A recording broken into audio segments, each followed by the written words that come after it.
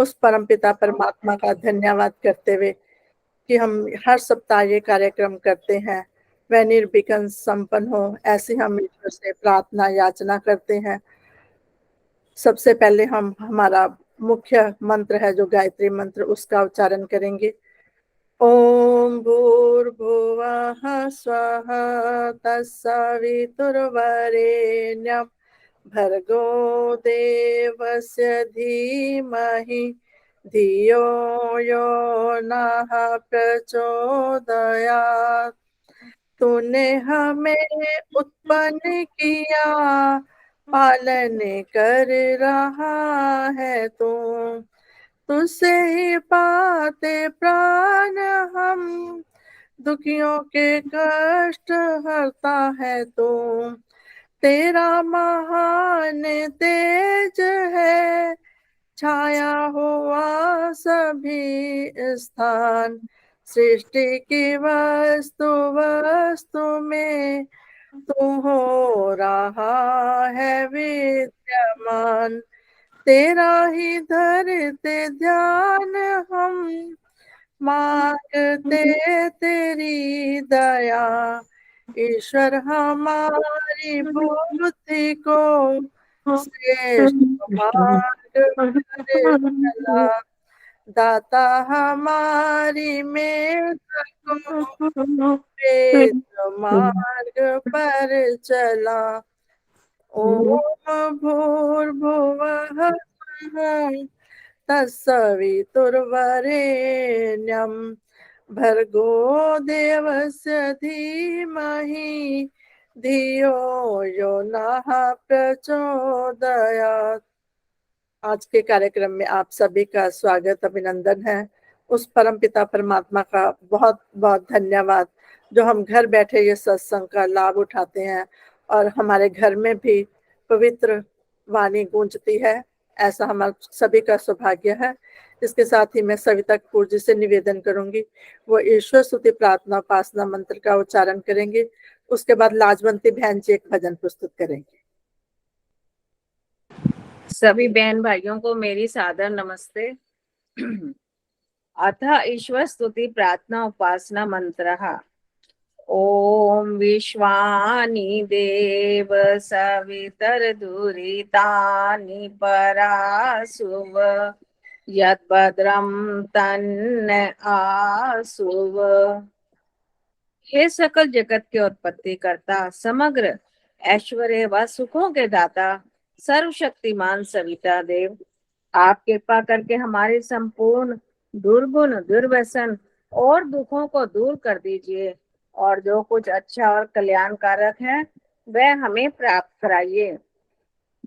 ओम हिरण्य गर्भाः समवर्तताग्रे भूतस्य जातः पतिरेक आसीत् सदाधार पृथ्वीं व्यामुते मां तस्मै देवाय हविषा विधेम।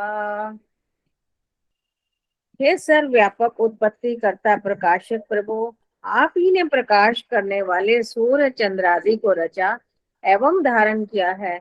इस धरती एवं आकाश को आप ही धारण कर रहे हो।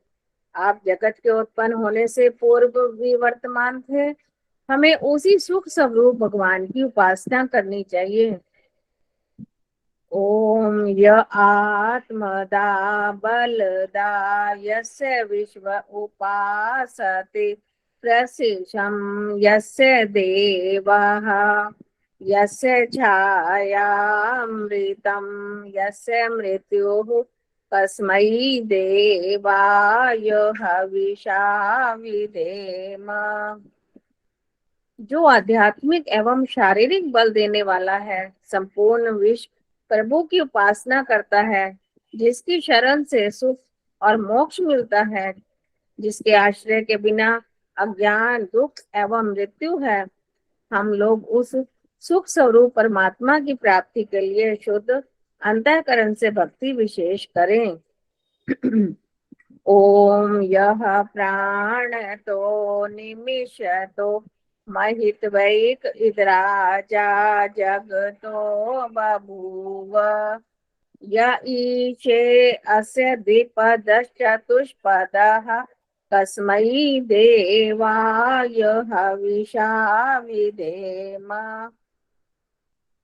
ओम ही इस सारे संसार का एकमात्र राजा है। वह ही चर और अचर जगत का निर्माता है। वह हमारे एक एक श्वास तथा पलक झपकने तक का मूल कारक है। ओम ही सब जीवों का, चाहे दो पाए हो अथवा चौपाए हो, का स्वामी है। हम उस सुख स्वरूप परमात्मा की उपासना करते हैं। ओम ये न द्यौरुग्रा पृथिवी चढ़िड़ा ये न स्वहस्तभितम ये न नाकः यो अंतरिक्षे रजसो विमानः कस्मै देवाय हविषा विधेम। ओम ने उग्र स्वभाव वाले सूर्य और पृथ्वी को धारण किया हुआ है। उस सुख स्वरूप परमात्मा ने दुख रहित मोक्ष को धारण किया है। वह आकाश में लोक लोकांतरों को निर्मित कर भ्रमण कराता है। हम लोग उस सुख स्वरूप पर ब्रह्म की प्राप्ति के लिए सब सामर्थ्य से विशेष भक्ति करें। ओम प्रजापते न त्वदेतानन्यो विश्वा जातानि परिता बभूव यत्कामास्ते जुहुमस्तन्नो अस्तु वयं स्याम पतयो रयिणाम्। ओम ही इस संसार का बनाने वाला है। वह ही सबसे महान है। उस जैसा ना तो इस संसार में कोई है और ना ही कभी होगा। जिस जिस पदार्थ की कामना करने वाले हम आपका आश्रय लें और प्रार्थना करें, वे सब हमारी कामनाएं पूर्ण हो, जिससे हम धन ऐश्वर्यों के स्वामी बने। ओम सनो बंधुर्जनिता सविधाता धामानि वेद भुवनानि विश्वा यत्र देवा अमृतमान शाना स्थितिये धामंदयेरयन्त। ओम ही हमारा सच्चा और वास्तविक मित्र है। वह भी सकल जगत का उत्पादक, संपूर्ण लोक मात्र के नाम, स्थान और जन्मों को जानने वाला है। सब विद्वान लोग समस्त सांसारिक सुख दुख रहित मोक्ष धाम को प्राप्त कर उसमें स्वेच्छा पूर्वक विचरते हैं। ओम अग्नेन सुपथाराय अस्मान् विश्वानि देव वयुनानि विद्वान् यूयोधस्मज्जुहुराणमेनो भूयिष्ठान्ते नम उक्तिं विधेम। हे अग्निदेव, आप सब प्रकाश स्वरूप एवं ज्ञानमय है। आप हमें ऐश्वर्य की प्राप्ति के लिए ज्ञान में, धर्म में सच्चे रास्ते पर ले चलें, ताकि हमसे कुटिलता युक्त पाप रूप कर्म दूर हो। इस कारण हम आपकी बहुत प्रकार की स्तुति और प्रशंसा सदा करते रहें और सर्वदा आनंद में रहें। इति ईश्वर स्तुति प्रार्थना उपासना मंत्र है। धन्यवाद आदर्श। बहुत सुंदर सविता जी, आपने ईश्वर स्तुति उपासना मंत्र का उच्चारण अर्थ सहित उच्चारण किया। आपका बहुत बहुत धन्यवाद। अब लाजवंती बहन जी एक भजन प्रस्तुत करेंगी। उनके बाद लक्ष्मी देवी माता जी आप तैयार रहना, फिर कुसुम भंडारी जी।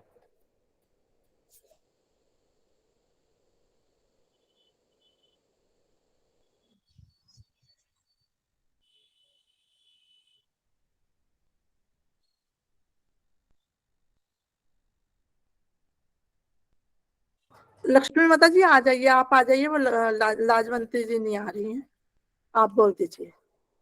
ऐसा है ना, किसका नाम बोल रहे हैं? लाजवंती गिरधर के नाम से बोलते हैं ना, मेरा नाम बोला है क्या आपने? नहीं, पहले वो लाजवंती बहन जी, वो दूसरी है ना, उनका नाम बोला था। अच्छा अच्छा, तभी मैं चुप रही ना। ठीक है, धन्यवाद जी। सभी को सादर नमस्ते। मुझे बोला आपने? आप पे बोला था, हाँ जी। चलो लक्ष्मी माता जी के बाद आप बोलिएगा फिर।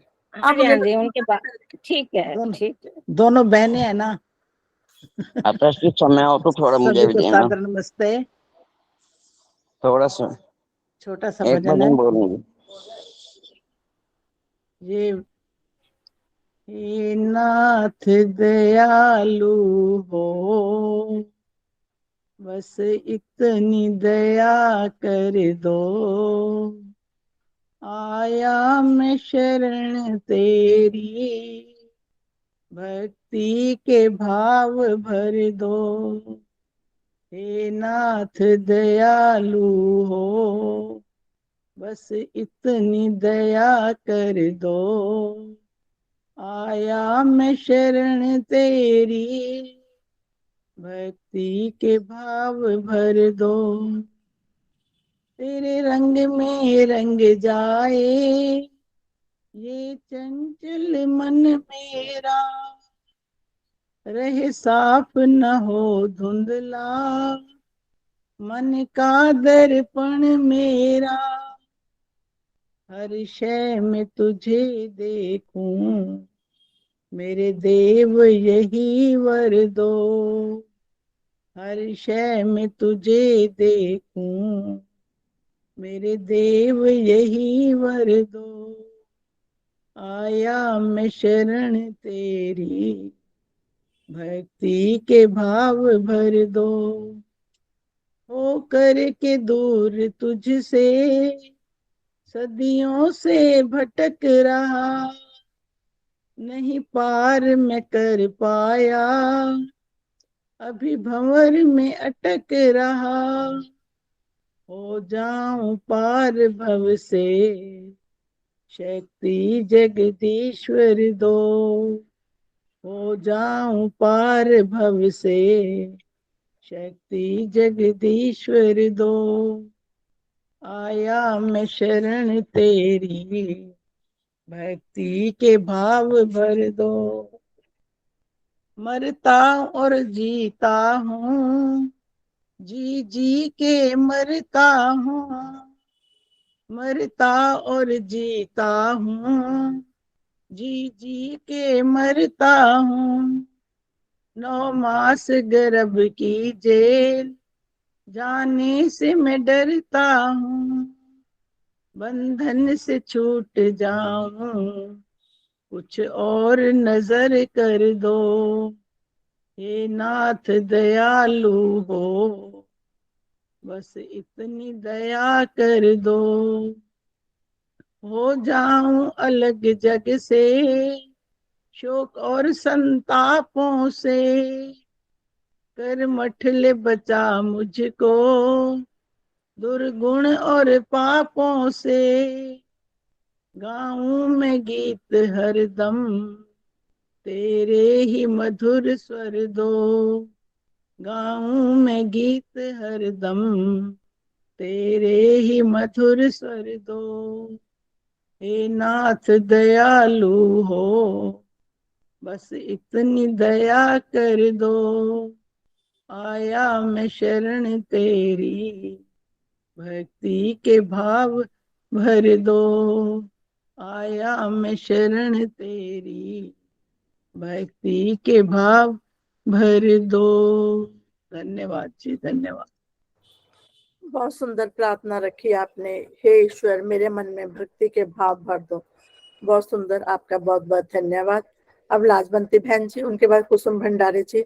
सभी से निवेदन है, अपने भजन की लाइन को रिपीट नहीं करेंगे, एक एक बार बोलेंगे तो ज्यादा बहनों दस तक टाइम मिला तो मेरे को देना। ठीक है माता जी। ठीक है। नमस्ते सब बहनों को। बिना प्रभु दे तू किसे न ले प्यार, न करी भी मन्ना याद रखें, सोना छड़ के थे मिट्टी दा व्यापार, न करी भी मन्ना याद रखें, सदाने की वाली राह पे चल के, हाँ चल के, ओम नाम न भूला में घड़ी पलवे, हाँ पलवे। एवें जग विच जिंदगी खुआर ना करीवे, मना याद रखें। सोना छड़ के ते मिट्टी दा व्यापार ना करीवे, मना याद रखें। सच मंदा बोल किसे दे नल बोली ना, बोली ना। बंदा बाणे के थे गंदगी फलोरी ना, फलोरी ना। ऐसे बाणे दा देरे उपयोग न करीवे, मना याद रखें। सोना छड़ के ते मिट्टी दा व्यापार ना करीवे, मना याद रखें। पंज चोर तेनू चंगी राह दस दे, हाँ दस दे। तेनू प्रभु ते मिलने तो परे रख दे, हाँ रख दे। काम क्रोध लोभ मोह ते अहंकार न करीवे, मना याद रखें। सोना छड़ के ते मिट्टी दा व्यापार न करीवे, मना याद रखें। बिना प्रभु दे तो किसे नल प्यार न करीवे, मना याद रखें। धन्यवाद आदर्श बहन जी समय देने के लिए। बहुत सुंदर आपका प्रेरणादायक भजन। सोना छोड़कर मिट्टी से प्यार नहीं करना, अच्छे कार्यों में को लगाना। बहुत सुंदर भजन आपका लाजवंती बहन जी, बहुत बहुत धन्यवाद। अब कुसुम बहन बहुत बड़ा भजन है, बचपन का हमारा बहुत सुंदर। जी। कुसुम जग बहन को जगाने उनके पास वाला माइक्रोफोन आर्य समाज है, जग को जगाने वाला आर्य समाज है। जग की पुकार है जी, युग की वो आवाज है। जग की पुकार है जी, युग की आवाज है। ईश की उपासना का रास्ता जो बता गया, जड़ की आराधना के पाप से बचा लिया।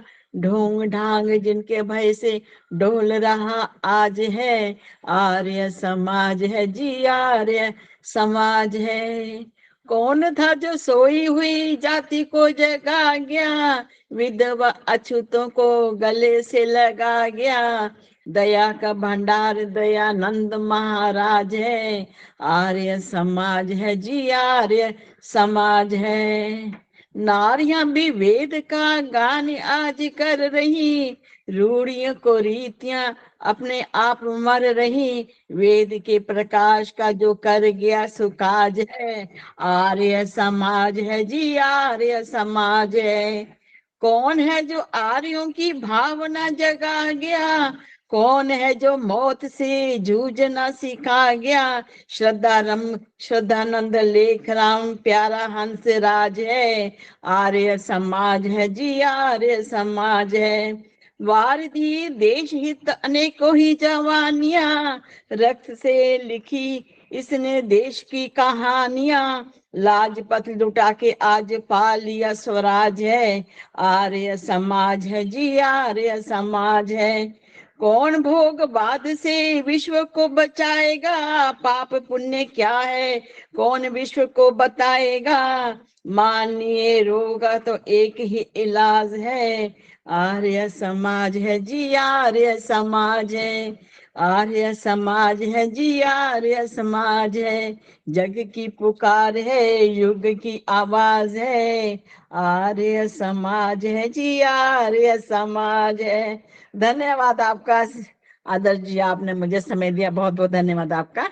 बहुत सुंदर भजन सरिता जी, कुसुम भंडारी जी। सच में कल हमने आचार्य विजय भूषण की कक्षा में थे, तो एक इस महिला उड़ीसा से जुड़ी, तो आचार्य जी ने पूछा आप कहाँ से, उन्होंने बताया, उन्होंने बोला कि आपको कुछ आता तो आप गायत्री मंत्र का मंत्र सुना दिए। कहती नहीं, मैं गायत्री मंत्र नहीं सुनाऊंगी, हमारे गुरुजी ने बोला है कि स्त्रियां गायत्री मंत्र का पाठ नहीं करेंगी। हम अपने गुरुजी की बात मानेंगे, हम नहीं कहेंगे। देखो हम धन्य हैं, आर्य समाज से जुड़े हैं, हमें वेद मंत्रों का पाठ है। हमारे आर्य समाज में ब्रह्मा बनती है महिलाएं, और अभी भी इतनी अज्ञानता है लोगों में, वो वेद मंत्र नहीं, उसने बोला कि नहीं हमारे गुरुजी की बात है, हम मैं वेद मंत्र वो गायत्री मंत्र नहीं बोलेंगे। धन्य है, ईश्वर का लाख लाख शुक्र करना चाहिए कि हमें आर्य परिवार में जन्म मिला। ऐसा हम वेदों के मंत्रों का गान करते हैं। बहुत बहुत धन्यवाद कुसुम जी आपका। अब भजन का टाइम ये देना। लोग बहुत पक्के हैं। हाँ, बहुत नहीं मैंने चाहते। लिखा है माता जी, मेरे को लिस्ट है, जैसे जैसे मैं देखती रहूंगी, समय देती रहूंगी। ये लोग आहुति नहीं डालते हवन में, कुछ ऐसे धर्म के पक्के हैं, हवन में आहुति नहीं। अब सुदर्शन चौधरी जी, इनके बाद रविंदर गुप्ता जी तैयार रहेंगे। आदर्श जी इनका लिंक आचार्य जी का मुझे भी भेजना। ठीक है, ये इनका रोज रोज आता है, बुधवार और शुक्रवार को कक्षा होती है। आज बुधवार, आज मुझे प्लीज मुझे भेजिएगा जरूर। लिंक ज्वाइन करूंगी। तो भाई इस पे ही भेज देना अपने वाले उस पे। आज वीरवार है, वीरवार है मेरे बहुत पास बहुत भी। सभी माइक म्यूट रखेंगे, धन्यवाद बाद में करने बात दो। मैं भेज दूंगी। बहुत बहुत धन्यवाद आदाश जी और सभी उपस्थित आर्यजनों को मेरा सादर नमन। एक छोटा सा ईश भक्ति का भजन। कोई कितने भी कर ले यतन, वक्त से पहले कुछ ना मिलेगा। भाग्य में है लिखा जो अगर, तो भिखारी भी राजा बनेगा। रोज करता है जो नेक काम, उसको मिल जाते हैं सच में राम। जाना बेकुंठ जरूरी नहीं, वह तो घर में भी आकर मिलेगा। भाग्य में है लिखा जो अगर, तो भिखारी भी राजा बनेगा। किए जा तू अच्छे कर्म, यही जग में है तेरा धर्म। तूने बोया यहाँ जैसा भी, उसका फल भी वैसा मिलेगा। भाग्य में है लिखा जो अगर, तो भिखारी भी राजा बनेगा। कुछ मिला है न तकरार से, काम बन जाते हैं प्यार से। करता जैसा तू व्यवहार है, उससे तेरा ही परिचय मिलेगा। भाग्य में है लिखा जो अगर, तो भिखारी भी राजा बनेगा। तू पहाड़ों में फिरता है क्यों, जंगलों में भटकता है क्यों। जग के मालिक को ढूंढे कहाँ, वो तो तेरे ही दिल में मिलेगा। जग के मालिक को ढूंढे कहाँ, वो तो तेरे ही दिल में मिलेगा। कोई कितने ही कर ले यतन, वक्त से पहले कुछ ना मिलेगा। भाग्य में है लिखा जो अगर, तो भिखारी भी राजा बनेगा। धन्यवाद आदर्श जी, धन्यवाद बहुत बहुत। बहुत सुंदर प्रभु भक्ति का गीत आपने सुनाया। 15 दिन को नहीं कहेंगे बोलने के लिए। जैसा हम कर्म करेंगे वैसा ही हमें फल मिलता है। बहुत सुंदर आपका भजन सुदर्शन चौधरी जी, बहुत बहुत धन्यवाद आपका। अब रविंदर गुप्ता जी, उनके बाद प्रवीणा ठक्कर माता जी तैयार रहेंगी। सभी आर्यजनों को मेरा नमन। आइए प्रभु स्तुति प्रार्थना का छोटा सा गीत। ये जीवन तुम्हारा, तुम्ही को है अर्पण, लगा दो किनारे इसे मेरे भगवन। ये जीवन तुम्हारा, तुम्ही तुम्ही को है अर्पण, लगा दो किनारे इसे मेरे भगवन। वो करुणा के सागर, दया के हो दाता, तुम्ही जग के पालक, तुम्ही हो विधाता। ये सोया है मानव, इसे तुम जगा दो, ये सोया है मानव, इसे तुम जगा दो। ये जीवन तुम्हारा, तुम्ही को है अर्पण, लगा दो किनारे इसे मेरे भगवन। मैं पथ से गिरूं तो मुझे थाम लेना, दया करके ज्ञान देते ही रहना। जो सच्चा है रास्ता उसे तुम दिखा दो, जो सच्चा है रास्ता उसे तुम दिखा दो। ये जीवन तुम्हारा, तुम्ही को है अर्पण, लगा दो किनारे इसे मेरे भगवन।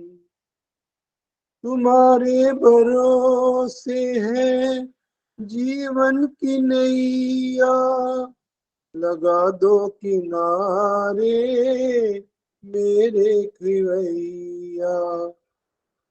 कहीं डूब जाए ना इसे तुम बचा दो, कहीं डूब जाए ना इसे तुम बचा दो।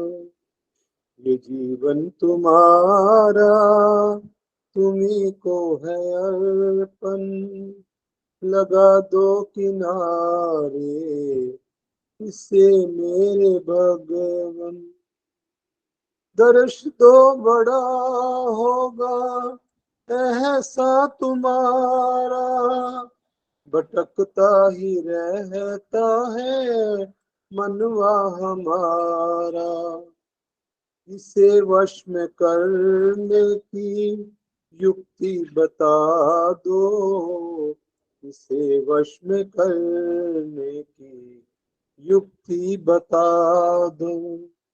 ये जीवन तुम्हारा, तुम्ही को है अर्पण, लगा दो किनारे इसे मेरे भगवन, लगा दो किनारे इसे मेरे भगवन। बहुत बहुत धन्यवाद आदर्श जी समय देने के लिए।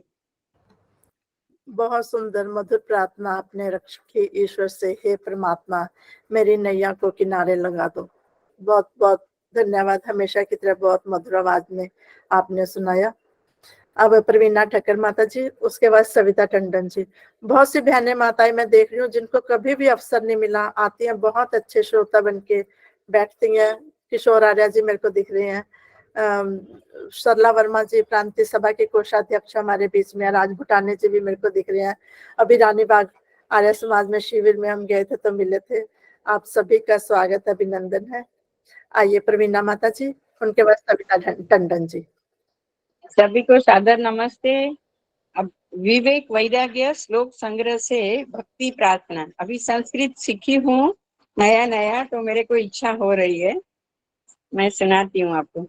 भगवन त्वदीय भक्तिम स्वान्ते सदा गरेयम्, वेदोक्त धर्म कार्यम् नक्तं दिनं विधेयम्, संज्ञः सदा सुदीया शरणीं च सज्जनानां, सद्भावना आश्रितोऽहम् पापात् सदा विधेयम् रोगादिदेहम्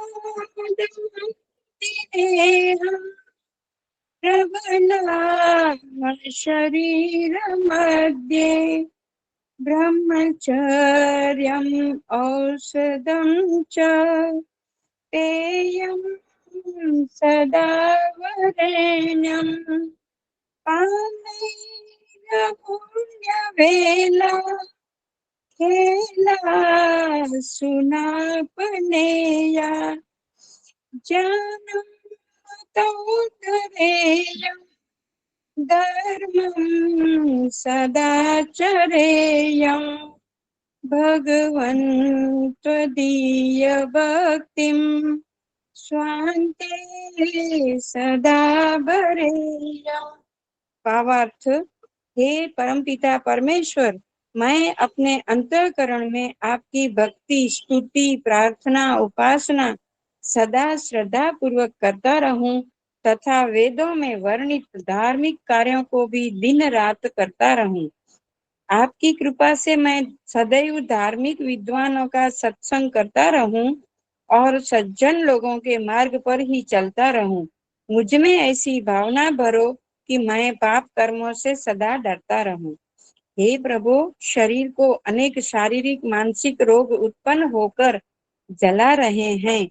इन समस्त रोगों के निवारण हेतु ब्रह्मचर्य रूपी महा औषधि का सदा सेवन करता रहूं, ऐसी कृपा करो। हे पिता, हम आपके बालक इस अमूल्य जीवन को खेलों में ही व्यतीत ना कर दें, बल्कि सदा श्रेष्ठ ज्ञान को धारण करें तथा सदा वैदिक धर्म का आचरण करते रहें, ऐसी दया हम पर करो। बहुत बहुत धन्यवाद जी समय देने के लिए। बहुत सुंदर प्रार्थना की है। ईश्वर, मैं हमेशा सुमार्ग पर चलता रहूं और अपने पाप वृत्तियों को खत्म करूं, ऐसी आपने प्रार्थना की। बहुत सुंदर, आपका बहुत बहुत धन्यवाद माता जी। अब आइए सविता टंडन जी, इनके बाद मनोरमा माता जी। हाँ जी, नमस्ते जी। दीदी, मेरा नाम है आदर्श दीदी। हाँ जी, सविता टंडन जी, यमुना विहार से। अच्छा अच्छा जी जी, धन्यवाद।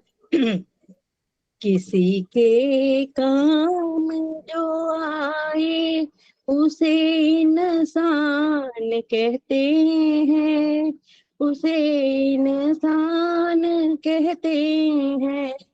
पराया दर्द अपनाए उसे इंसान कहते हैं, उसे इंसान कहते हैं। कभी धनवान है कितना, कभी इंसान निर्धन है। कभी सुख है कभी दुख है, इसी का नाम जीवन है, इसी का नाम जीवन है।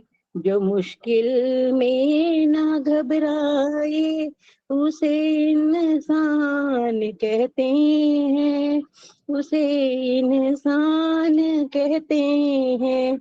ये दुनिया एक उलझन है, कहीं धोखा कहीं ठोकर।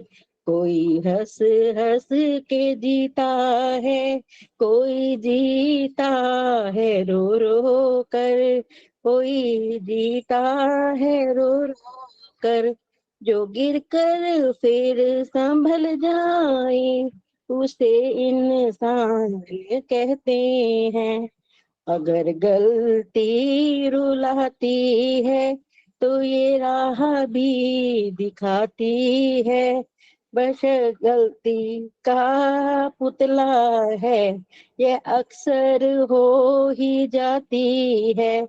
जो गलती करके पछताए उसे इंसान कहते हैं, उसे इंसान कहते हैं। धन्यवाद दीदी, बहुत बहुत। बहुत सुंदर भजन आपने सुनाया कि जो इंसान किसी के काम आता है वही इंसान उसे इंसान कहते हैं। यज्ञ तो हम 5 आहुति डालना, 5 यज्ञ करना, ये यज्ञ है। ये भी यज्ञ हम किसी कि मुसीबत में काम आते हैं, ये सबसे बड़ा यज होता है। बहुत बहुत धन्यवाद आपका, बहुत सुंदर भजन सुनाया आपने। अब मनोरमा माता जी, उनके बाद ललिता धवन जी। मनोरमा जी माता जी। आदर्श जी मुझे भी दे दो ना समय। नमस्ते जी। है नमस्ते जी। मनोरमा माता, नमस्ते सुषमासिका माता जी, आपका बहुत बहुत स्वागत, अभिनंदन है। मनोरमा माता जी, आपको आवाज आ रही है? ललिता धवन जी आप आ जाइए, माता जी अभी सुन नहीं रही हैं। उनके बाद संतोष कुमारी जी तैयार रहेंगी। सबको मेरी सादर नमस्ते जी। ऋषि कौम का रहनुमा बन के आया, ऋषि कौम का रहनुमा बन के आया, दुखी बेबसों का, दुखी बेबसों का सखा बन के आया, ऋषि कौम का रहनुमा बन के आया, ऋषि कौम का रहनुमा बन के आया, अंधेरों ने काबू किए थे उजाले, लगाए हुए थे दिमागों पे ताले,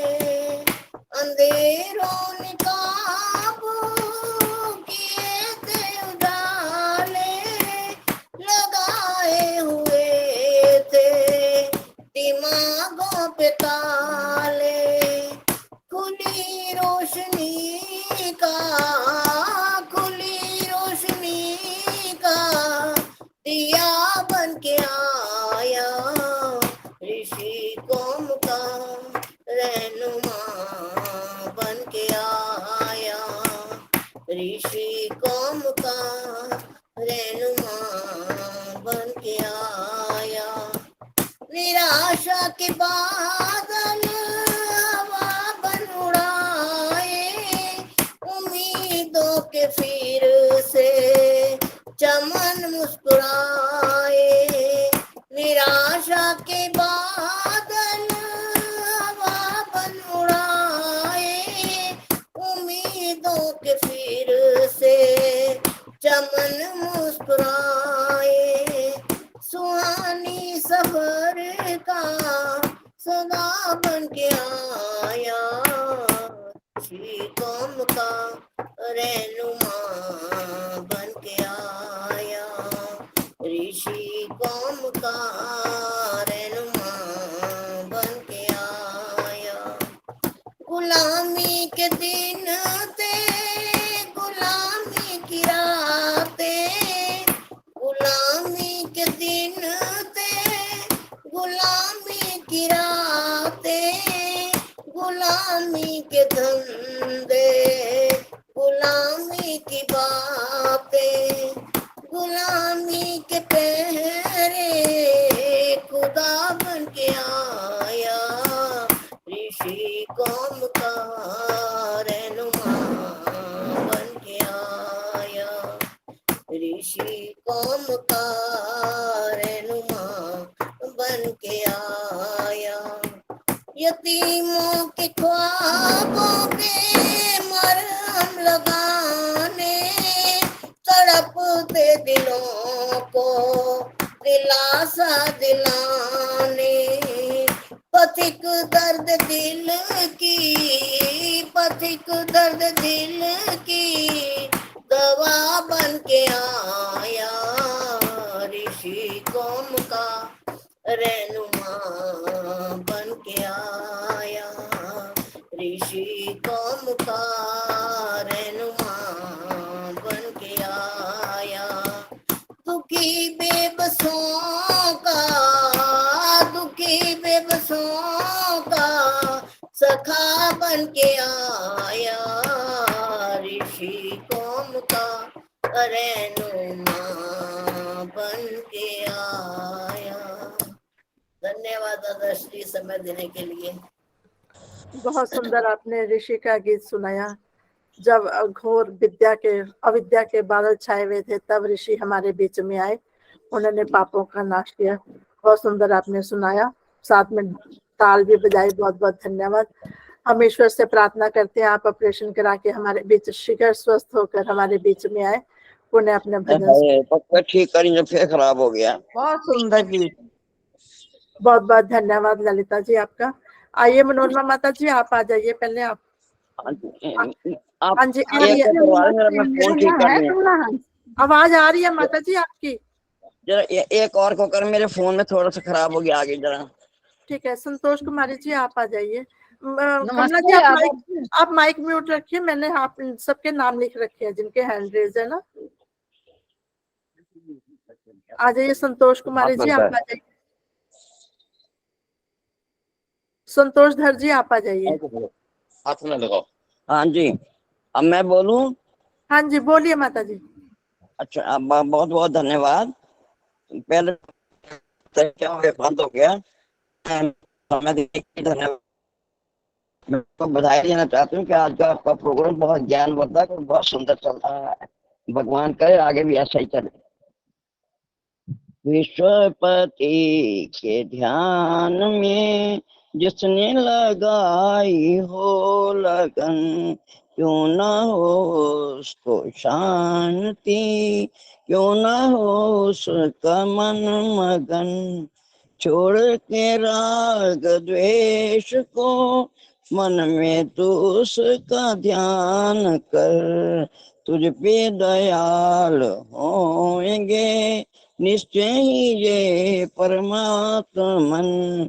विश्वपति के ध्यान में जिसने लगाई हो लगन, काम क्रोध लोभ मोह शत्रु हैं सब महाबली, इनके हनन के वास्ते जितना हो तुझसे कर यतन।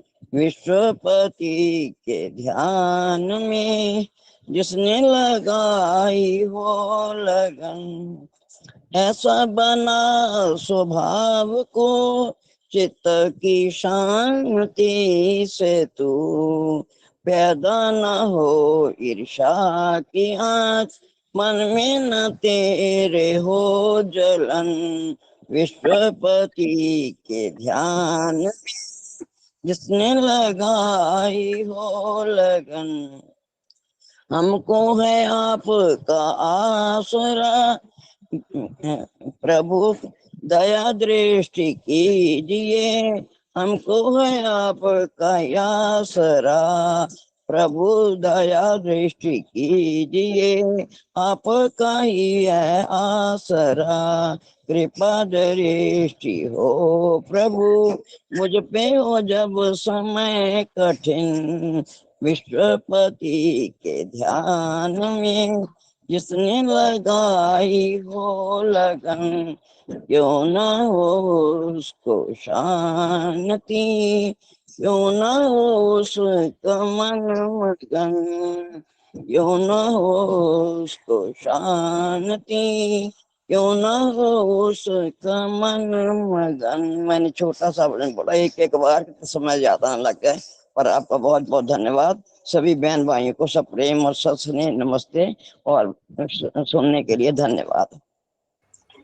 बहुत सुंदर भजन माता जी आपने सुना, जिसने ईश्वर से लगन लगाई है शांति मिलती है। बहुत सुंदर आपकी प्रार्थना। बहुत बहुत धन्यवाद माता जी, आपने सभी को आशीर्वाद भी दिया। धन्यवाद जी आपका। पूर्वी मंडल की संरक्षिका है, आपका बहुत बहुत धन्यवाद। अब आइए संतोष धर जी, इसके बाद उर्मिला आर्या जी गुड़गांव से।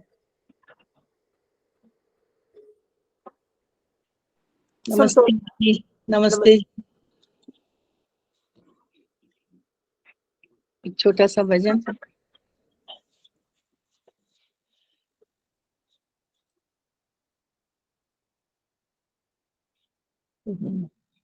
एक मिनट।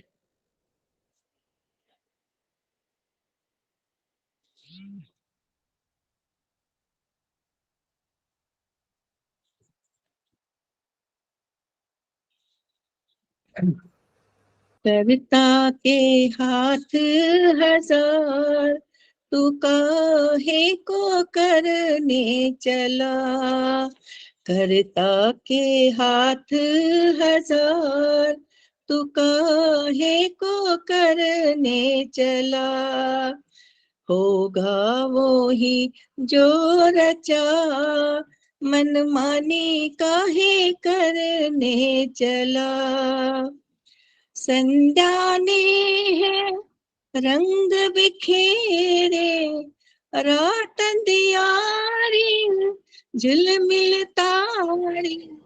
सारी सृष्टि है उसकी कला, सारी सृष्टि है उसकी कला। तू काहे को करने चला। माटी रोंदी तन को चरचाया, माटी रोंदी तन को रचाया। प्राण जो डाले जीवन बनाया, प्राण डाले जीवन बनाया। गढ़े तोड़े और जोड़े वही, गढ़े तोड़े और जोड़े वही। तू काहे को चलने चला। करता के हाथ हजार, तू काहे को करने चला। दान है सारा एक वो धाता, पंख पखेरो सबको खिलाता। नहीं अब तक किसी को भूला, नहीं अब तक किसी को भूला। तू काहे को देने चला। करता के हाथ हजार, तू काहे को करने चला। कठपुतली का खेल है सारा, बांधी डोरी नाच नचाया। चले तेरी ना मेरी यहाँ, चले तेरी ना मेरी यहाँ। तू काहे को करने चला।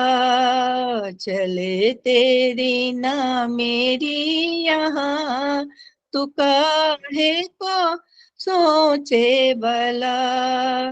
करता के हाथ हजार, तू काहे को करने चला। जग है सारा एक परछाई, तू ही है और कुछ ही न नाही। है वेद अभी वो खुला, है वेद अभी वो खुला। तू खोजने क्यों नहीं निकला। करता के हाथ हजार, तू काहे को करने चला। करता के हाथ हजार, तू काहे को करने चला। होगा वही जो रचा, मनमानी काहे करने चला। करता के हाथ हजार, तू काहे को करने चला। धन्यवाद आपका। संतोष जी बहुत सुंदर। बहुत सुंदर मधुर आवाज में आपने गीत सुनाया। सच में उस परमपिता परमात्मा के लाखों हाथ हैं, हम अपने कर्मों के अनुसार ही फल पाते हैं। बहुत मधुर आवाज में आपने सुनाया, आपका बहुत बहुत धन्यवाद।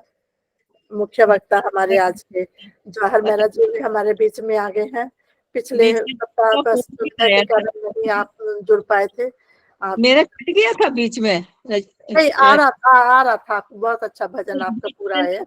फोन आया, फिर मैंने ऊपर कर दिया इसको। ठीक ठीक है, बहुत सुंदर आपका भजन, बहुत बहुत धन्यवाद संतोष जी। अब उर्मिला आर्या जी, इनके बाद संतोष कुमारी जी। सभी को सादर नमस्ते।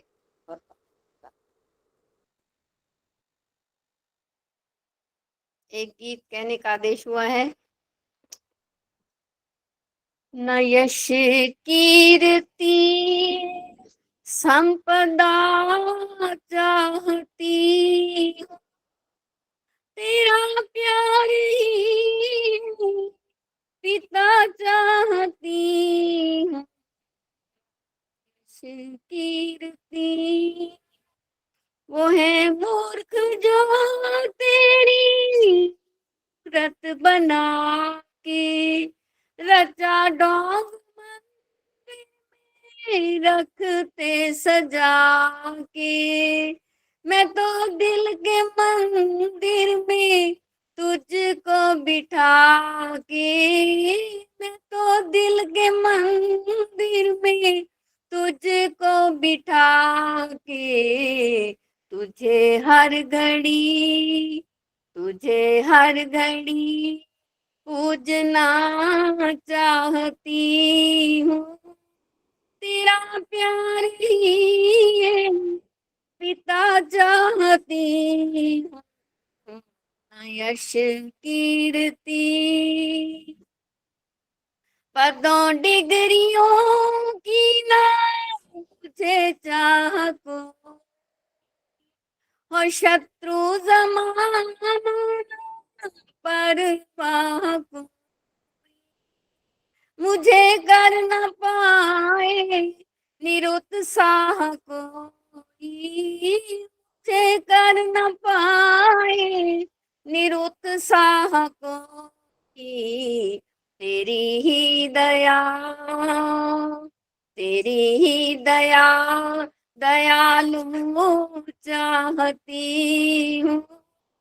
तेरा प्यार भी है पिता चाहती हूँ। कीर्ति प्रलोभन मुझे कोई कितना दिखाए, तेरे मार्ग से ना डिगा मुझको पाए। करूं पार दुर्गम से दुर्गम राही, करूं पार दुर्गम से दुर्गम राही। यही एक पिता साधना चाहती हूँ। तेरा प्यार ही पिता चाहती हूँ। यश कीर्ति रहूं पाप अन्याय का नाम साथी, बनूं दीन दुखिया जनों की हिमायती। कभी वीर दुनिया फिरे जिसको गाती, कभी वीर दुनिया फिरे जिसको गाती। मैं वो रस भरी कविता चाहती हूँ। तेरा प्यार ही पिता चाहती हूँ। न यश कीर्ति संपदा चाहती हूँ। तेरा प्यार ही पिता चाहती हूँ। न यश कीर्ति। धन्यवाद जी समय देने के लिए।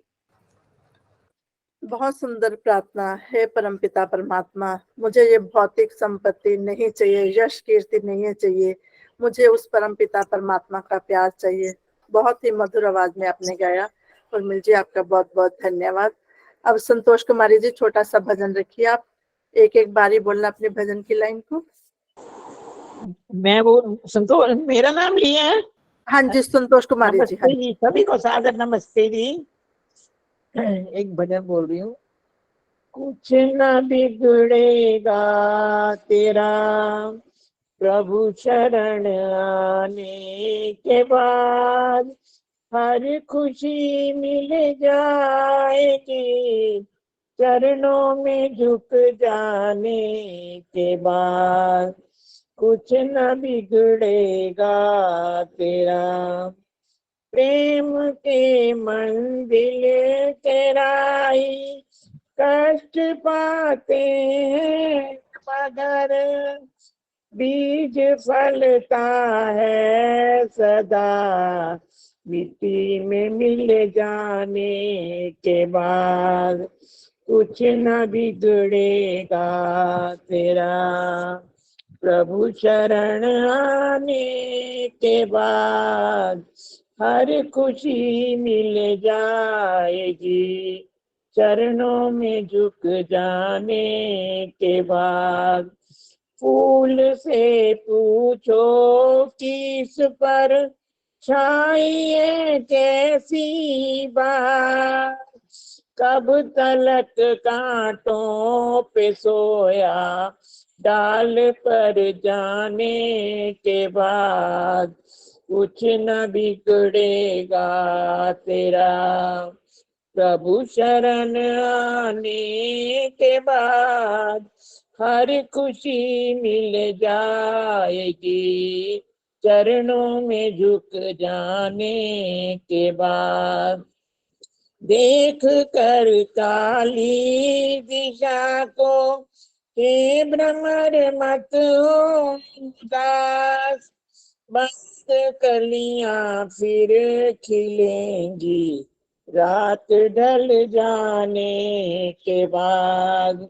कुछ न बिगड़ेगा तेरा प्रभु शरण आने के बाद, हर खुशी मिल जाएगी चरणों में झुक जाने के बाद। जब तलक है भेद मन में कुछ नहीं बन पाएगा, रंग लाएगी ये मस्ती भेद हट जाने के बाद। कुछ न बिगड़ेगा तेरा प्रभु शरण आने के बाद, हर खुशी मिल जाएगी चरणों में झुक जाने के बाद। प्रेम कर निष्काम मनवा नाम कर उस प्रभु का, प्रेम कर निष्काम मनवा नाम लेकर उस प्रभु का, सूखी बगिया फिर खिलेगी ऋतु बदल जाने के बाद। सूखी बगिया फिर खिलेगी ऋतु बदल जाने के बाद। कुछ न बिगड़ेगा तेरा प्रभु शरण आने के बाद, हर खुशी मिल जाएगी चरणों में झुक जाने के बाद। चरणों में झुक जाने के बाद। धन्यवाद आदर्श जी, समय देने के लिए बहुत बहुत धन्यवाद। बहुत सुंदर भजन आपने सुनाया। उस ईश्वर से लगन लगाने से हमारे सारे दुख दूर हो जाएंगे, सब खुशी मिलती है। आपका बहुत बहुत धन्यवाद। उषा किरण दीदी भी मुझे दिखाई दे रहे हैं। सभी बहनों का बहुत बहुत स्वागत, अभिनंदन। अब मैं विजय दीदी से निवेदन करूंगी, हमारे आज के मुख्य वक्ता। अपने माइक अब सभी म्यूट रखेंगे, अभी भजनों का कार्यक्रम बाद में होगा, पहले मुख्य वक्ता के हम विचार सुनेंगे। अब मैं विजय दीदी से निवेदन करती हूँ कि सभी का स्वागत अभिनंदन करते हुए आज के मुख्य वक्ता जवाहरलाल मेहरा जी को आमंत्रित करेंगे। सभी को सादर नमस्ते जी। सभी का वैदिक वंदन। आर्य समाज रोहतास नगर में स्वागत है, अभिनंदन है। आज अभी प्रभु को याद करते हैं। नमस्ते निराकार निर्गुण नमस्ते शिवम सत्य सुंदर स्वरूपम नमस्ते अगोचर अगम ओजिदायक नमस्ते निरंजन नायकम नमस्ते महेश्वर महामोक्षदाता नमस्ते विभो विश्व व्यापी विधाता नमस्ते सदा सचिदानंद स्वामी नमस्ते नियंता त्रिलोक स्वामी। सभी को सादर नमस्ते जी। आज के ऑनलाइन कार्यक्रम वैदिक वंदन में आप सभी का स्वागत है। बंधुओं, जैसा कि आप सभी को विदित है कि आज के आधुनिक परिवेश में हम सभी का कुछ न्यूनताओं तथा जानकारियों के अभाव के साथ स्वास्थ्य की अत्यधिक हानि हो रही है। अधिकांश लोग अपने आहार में जानकारी के अभाव के कारण आवश्यक वस्तुओं को सम्मिलित नहीं कर पाते हैं, जिसके कारण हमें शारीरिक दुर्बलता एवं अनेक प्रकार की व्याधियों का सामना करना पड़ता है। तो बंधुओं, आज इसी विषय को लेकर हमारे मध्य में मुख्य वक्ता के रूप में उपस्थित हैं श्री जवाहरलाल मेहरा जी, जो कि अमृतसर से हैं तथा आर्य समाज मॉडल टाउन से संबंधित है। आज मेहरा जी हमारा आहार कैसा हो, इस विषय में हमारे महत्वपूर्ण विचार हम सबके सामने रखेंगे। आदर जवाहरलाल मेहरा जी, स्वागत है भाई साहब आपका। बहुत बहुत धन्यवाद जी आप सबका। आपका ये मंच देखकर मुझे कितनी खुशी होती है वो मैं शब्दों से बता नहीं सकता। मनुष्य के अंदर एक सबसे बड़ी कमी होती है, जो वो बहुत देर तक सोचता है। वो किसी के साथ अपना वो सहयोग करना चाहता है कि कोई उसकी बात को सुने। जब वो सुना देता है उसका मन हल्का हो जाता है। आपने ये जो मंच चलाया है, इसमें मैं सबके सुनता हूँ भजन, इतना आनंद आता है कि भी कितने उनके मन के अंदर विचार है कि भी ईश्वर को पाने की लालसा भी बनी रहती है कि भी हम ईश्वर को पाने का प्रयत्न करें। तो मैं ये बहन जी को बहुत बहुत इस बात के लिए शुभकामनाएं देता हूँ कि जिस प्रकार से वो मंच का संचालन कर रही हैं और जिस प्रकार आप लोग सहज धीरे से सुनते हैं और सुनाते हैं, आप सभी लोग बधाई के पात्र हैं। दूसरी बात, मैं आपसे सबसे पहले क्षमा चाहता हूँ, मुझे पूरे तौर पर वो मैं चलाना भी नहीं आता मोबाइल भी। मैं तो अपने पास सिर्फ रखा हुआ है कि भी परिवार से संपर्क करने के लिए। पिछली बार मेरा संपर्क टूट गया, मैं आप लोगों से संपर्क नहीं कर पाया, उसके लिए मुझे खेद है और मैं दुखी, उसके लिए माफी चाहता हूँ। आज का विषय हमारा है आहार। आहार के संबंध में हम लोगों को जानना चाहिए। आहार हमारे शरीर का मुख्य अंग। मनुष्य देखे तो मनुष्य चार चीजों से बना हुआ है, उसका मन चार है। मनुष्य का शरीर बना हुआ है अन्नमय कोश से। हम अन्न का निरादर करते हैं, हमें पता ही नहीं है हमें क्या खाना है, कहाँ खाना है, किस वक्त खाना है। मनुष्य को इस बात का विचार रखना चाहिए। आज इतनी बीमारियां तेजी से बढ़ रही हैं, मेरे पास प्रमाण है, मैंने वो रखे हैं निकाल करके कि मैं दिखाऊंगा भी आपको। आज लोगों ने घर का खाना बंद कर दिया है। सब लोग जा करके बाजार का खाना लेकर के खा लेते हैं और ये दिखाते हैं कि मैंने कितना अच्छा बढ़िया कितने होटल में खाया। वाह भाई वाह, कमाल कर दिया। बड़े होटल में जा करके खाते हैं, देखते हैं क्या वहां पर इतना सामान रोज तैयार होता है। घर के अंदर किसी को कह दो जी सुबह की दाल बची हुई है, आप खा लो, तो वो खाने को तैयार नहीं है। यहाँ 3 दिन का बासी पड़ा हुआ फ्रीजर के अंदर वो जो सामान पड़ा हुआ वो आपको ग्रेवी डाल के खिला देता है और बोलता है 200 रुपए की प्लेट है। वो कितने शौक से खाते हैं। कमाल हो गई है। आज हम अपनी सभ्यता को सब भूल बैठे हैं, इतने दुख की बात है। मैं रात को कई बार खाना खाने के बाद सैर करता हूँ, मैं देखता हूँ इतने जोमेटो टमाटो पता नहीं कितने कंपनियां हैं, वो इतने इतने डिब्बे लेकर के भागे जा रहे हैं, हर के घर में दे रहे हैं। अरे पूछो भाई, आपने घर में बनाना बंद कर दिया, आपके घर की परिस्थिति होगी क्या। लोग कहते तो हैं कि भी बहुत महंगाई हो गई। मैं नहीं समझता कोई महंगाई हुई, बल्कि खर्चा बढ़ गया। हम 20 रुपए की दाल घर में नहीं बनाने को तैयार, 100 रुपए की बाजार से मंगाने को तैयार हैं, पर रोते हैं महंगाई हो गई। समझ में आती ही नहीं बात। घर का खाना जो है वो बड़ा जरूरी है, क्योंकि मनुष्य बना हुआ है अन्नमय कोश से। उसके अंदर है अन्नमय कोश के बाद फिर प्राणमय कोश आता है, जिससे प्राण चलते हैं। प्राण तभी ठीक चलेंगे जब हम अन्न आहार को शुद्ध रखेंगे। जब हमारा आहार गलत होगा तो फिर उसके बाद प्राणों के अंदर तो तकलीफ आएगी। कभी पेट में तकलीफ, कभी सर में तकलीफ, कभी कहीं तकलीफ। आज कितनी बीमारियां बढ़ रही हैं, जरा देखें। सुबह उठ करके आप 9 बजे के करीब बाजार की मार्केट में जाकर के देखो, किसी की दुकान पर कोई ग्राहक नहीं होगा, लेकिन केमिस्ट की शॉप के ऊपर 10 आदमी खड़े होंगे दवाइयां लेने वाले। कारण यही है कि हम लोगों ने अपना आहार छोड़ दिया। इसका लॉन्ग टर्म में जाकर के कितना नुकसान होगा कि भी आप अंदाजा भी नहीं लगा सकते। मैं कुछ प्रमाण भी आपको दूंगा कि जो लोग बाजार के अन्न खाते हैं या किसी के हाथ से जहां खाते हैं, कम से कम देखो तो सही कि जहां खा रहे हैं वहां क्या हालत है, किसका अन्न खा रहे हैं। देखें, एक शास्त्र में बात आती है छोटी, आहार शुद्धो सत्व शुद्धि, सत्व शुद्धो स्मृति। उन्होंने सबसे पहले आहार लिया। जिनका आहार शुद्ध है उनका दिमाग भी सही है, स्मृति भी उनकी शुद्ध है, उनको किसी प्रकार की कोई तकलीफ नहीं है। स्मृति स्तंभे सर्व ग्रंथि न विप्र मोक्षा।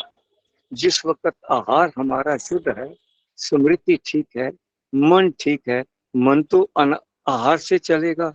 जो लोग ऐसी चीजें खा लेते हैं या जहां से खा लेते हैं, जहां मिली खा ली, तो वहां पर उनको पता नहीं कि भी वो क्या कर रहे हैं। इसका मैं प्रमाण आपको अभी सुनाऊंगा बीच में दो, कि भी मन को क्या है। ऐसा न करो कि मन में अपने उदासी आ जाती है। हम खाने के बाद, बाजार का खाने के बाद सोचते हैं कि ये क्या कर लिया मैंने, रात को क्या खाना है, दिन को क्या खाना है। ये हमारे जो बड़े बुजुर्ग थे, हमारे साथ रहते थे, वो हमको बतला दिया करते थे कि भाई ये समय हो गया, अब रात का समय है, दही का इस्तेमाल नहीं करना, अब इसको छोड़ दो, इससे खांसी आती है। अब रात को वाई चीजें नहीं खानी, इससे पेट खराब होता है। भाई दिन को आप भोजन करके जाओ, घर का जाओ, ऐसे खाली पेट मत जाओ। ये हमें, क्योंकि आजकल दो परिस्थितियां बन गई, बुजुर्गों को अपने साथ रख नहीं सकते और हम बुजुर्गों के साथ रह नहीं सकते।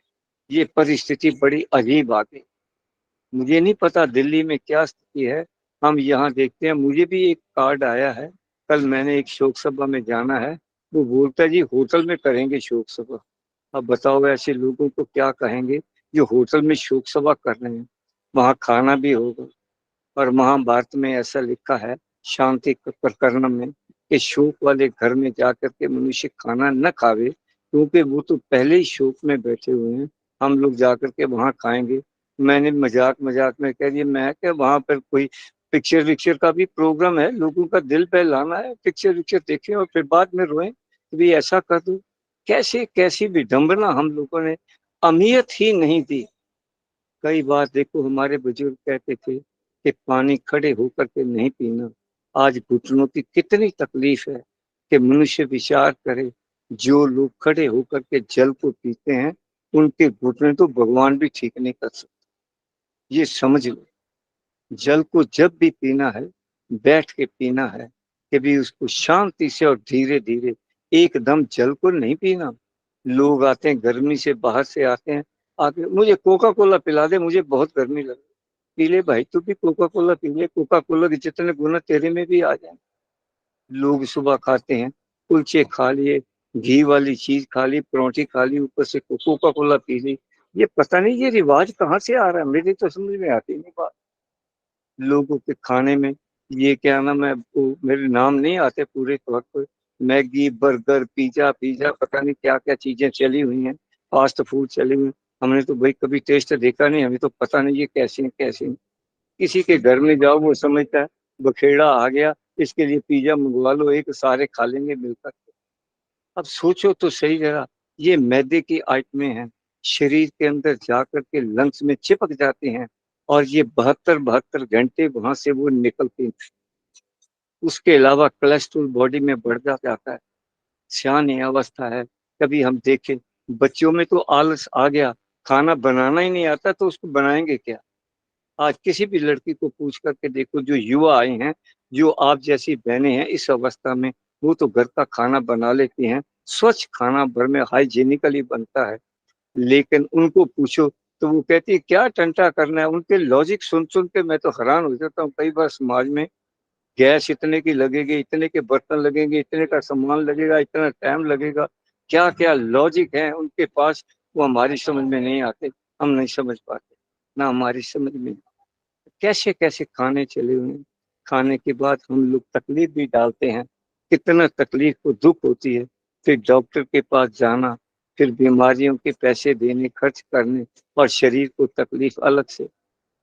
विचार के देखो, जो चीज आपको हजम नहीं होती क्यों इस्तेमाल करते हो। बुजुर्गों से सीखो, घर के अंदर जो है वो आपके वैद हैं।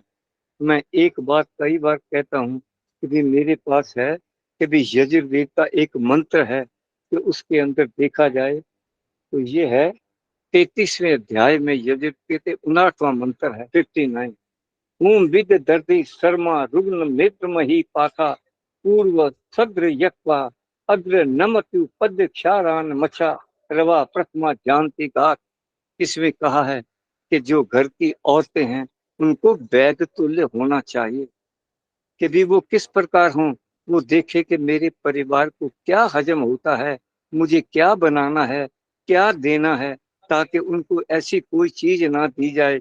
जैसे वैद्य एक नाड़ी को देख करके बीमारी को बताता है और वो समझता है कि वो परहेज सबसे पहले बताता है कि आपने ये चीजें नहीं खानी, इसी प्रकार स्त्री को भी ऐसा होना चाहिए कि वो वैद्य के तुल्य हो, कि अपने परिवार को, इसका भाव अर्थ है जो स्त्री वैद्य के तुल्य सबके हित कारणी औषधि के तुल्य अन्न बनाने को समर्थ हो और यथा योग्य बोलना भी जाने, वही उत्तम सुख को परिवार प्राप्त करता है। अगर आज ये ऐसी परिस्थितियां हो गई कि हम लोग क्या कहें कि भी जैसे अन्न खा रहे हैं बाहर के। एक छोटा उदाहरण देता हूँ। हमारे यहाँ मैंने बताया कि अभी कि भी किसी का मृत्यु भोज के अंदर जाकर के हम लोग खा लेते हैं।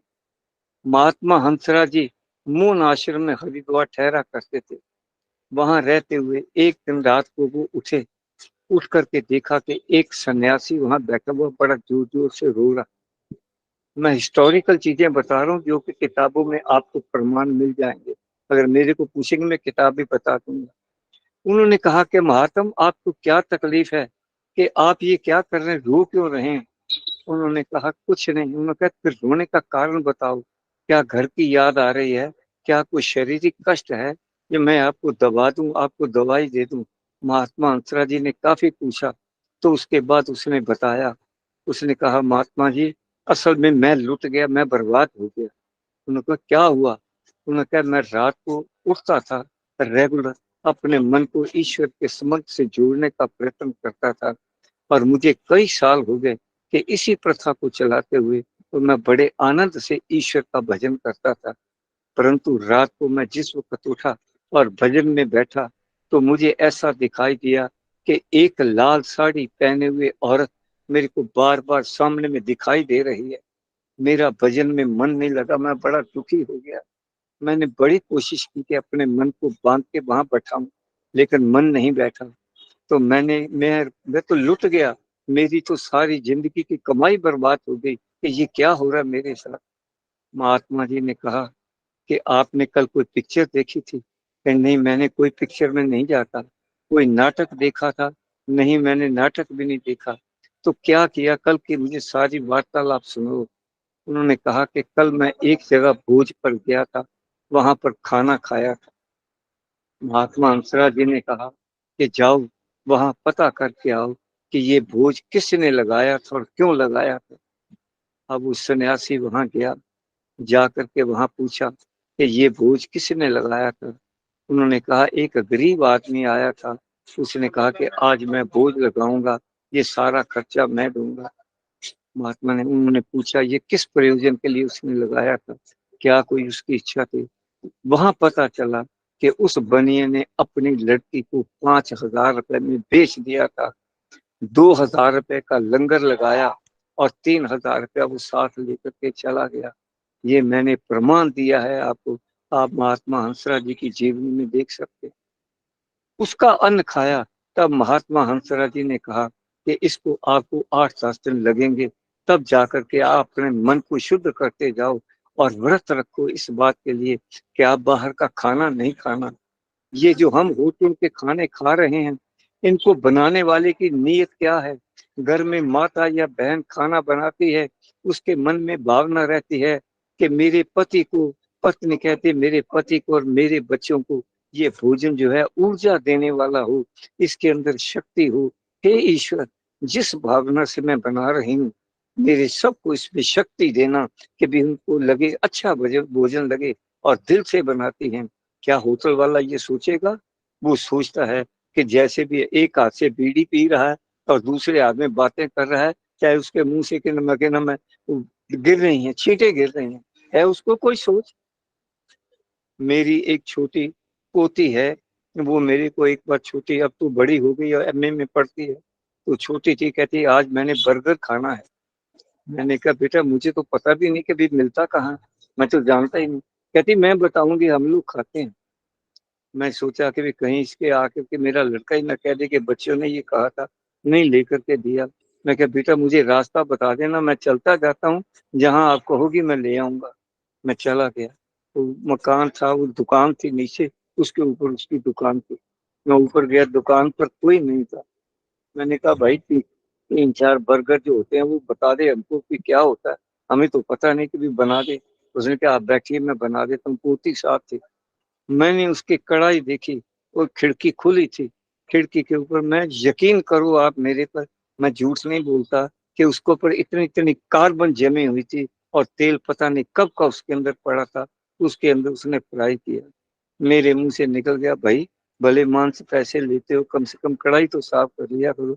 उसने खिड़की बंद कर दी। कहता भाई साहब आप वहां बैठो, अगर आप इसी प्रकार देखोगे तो हमारे पास तो ग्राहक ही कोई नहीं आए। विचार के देखो, हम लोग कितनी बार कहते हैं कि भी तेल जला हुआ इस्तेमाल ना करो, ये कई बीमारियों की जड़ है इसके अंदर। वो पता नहीं कितनी देर से तेल है, खत्म हुआ थोड़ा और डाल दिया, खत्म हुआ थोड़ा और डाल दिया।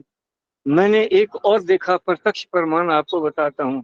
ये हमारे तो पता नहीं दिल्ली में अब रिवाज है कि नहीं है, कि भी मैं तो घर पर ही रहता हूँ, मैं घर से निकलता ही नहीं, बस समाज तक गया, उसके बाद घर आ गया।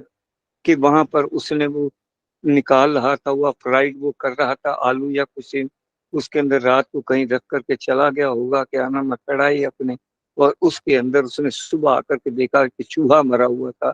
उसने चिमटे से चूहा उठाया, उठा के बाहर फेंक दिया और अपना काम शुरू कर दिया। क्या हम लोग ये बीमारियां जानबूझ करके नहीं खरीद रहे? हमको जो चीज हजम नहीं होती हम खाने का प्रयत्न करते हैं। देखो तो सही भाई कि भी कैसी बात है। वो खाओ जो घर में बनता है, घर में हाइजीनिकली बनता है, बनाने वाले की उसमें भावना होती है कि भी इससे सुखदायक हो, कि परिवार सुखी रहे। मुझे तो बहुत तकलीफ होती है इन बातों से कभी देख करके। अब एक और प्रत्यक्ष प्रमाण देता हूँ आपका, फिर आपका समय भी हो जाएगा। महात्मा आनंद स्वामी जी महाराज का आप सब लोग जानते हैं। महात्मा आनंद स्वामी जी का लड़का, मतलब वह कभी सैंडर्स केस के अंदर लाहौर में उनको मतलब अगर सजा हो गई और उनको फांसी की कोठरी में बंद कर दिया गया। एक दिन स्वामी जी को उसने कहा, स्वामी जी मिलने के लिए जाते थे, ये आप महात्मा जी की जीवनी में भी देख सकते हैं, प्रमाण है उसमें।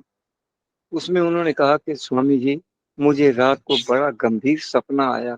मैं कहा क्या हुआ? उन्होंने कहा मुझे सपना आया कि मैं अपनी माँ को, हमारा मकान कच्चा है, चारों तरफ कमरे बने हुए हैं और बीच में एक वो बनी हुई है जगह जहाँ पीपल का पेड़ लगा हुआ है, चौपाल है।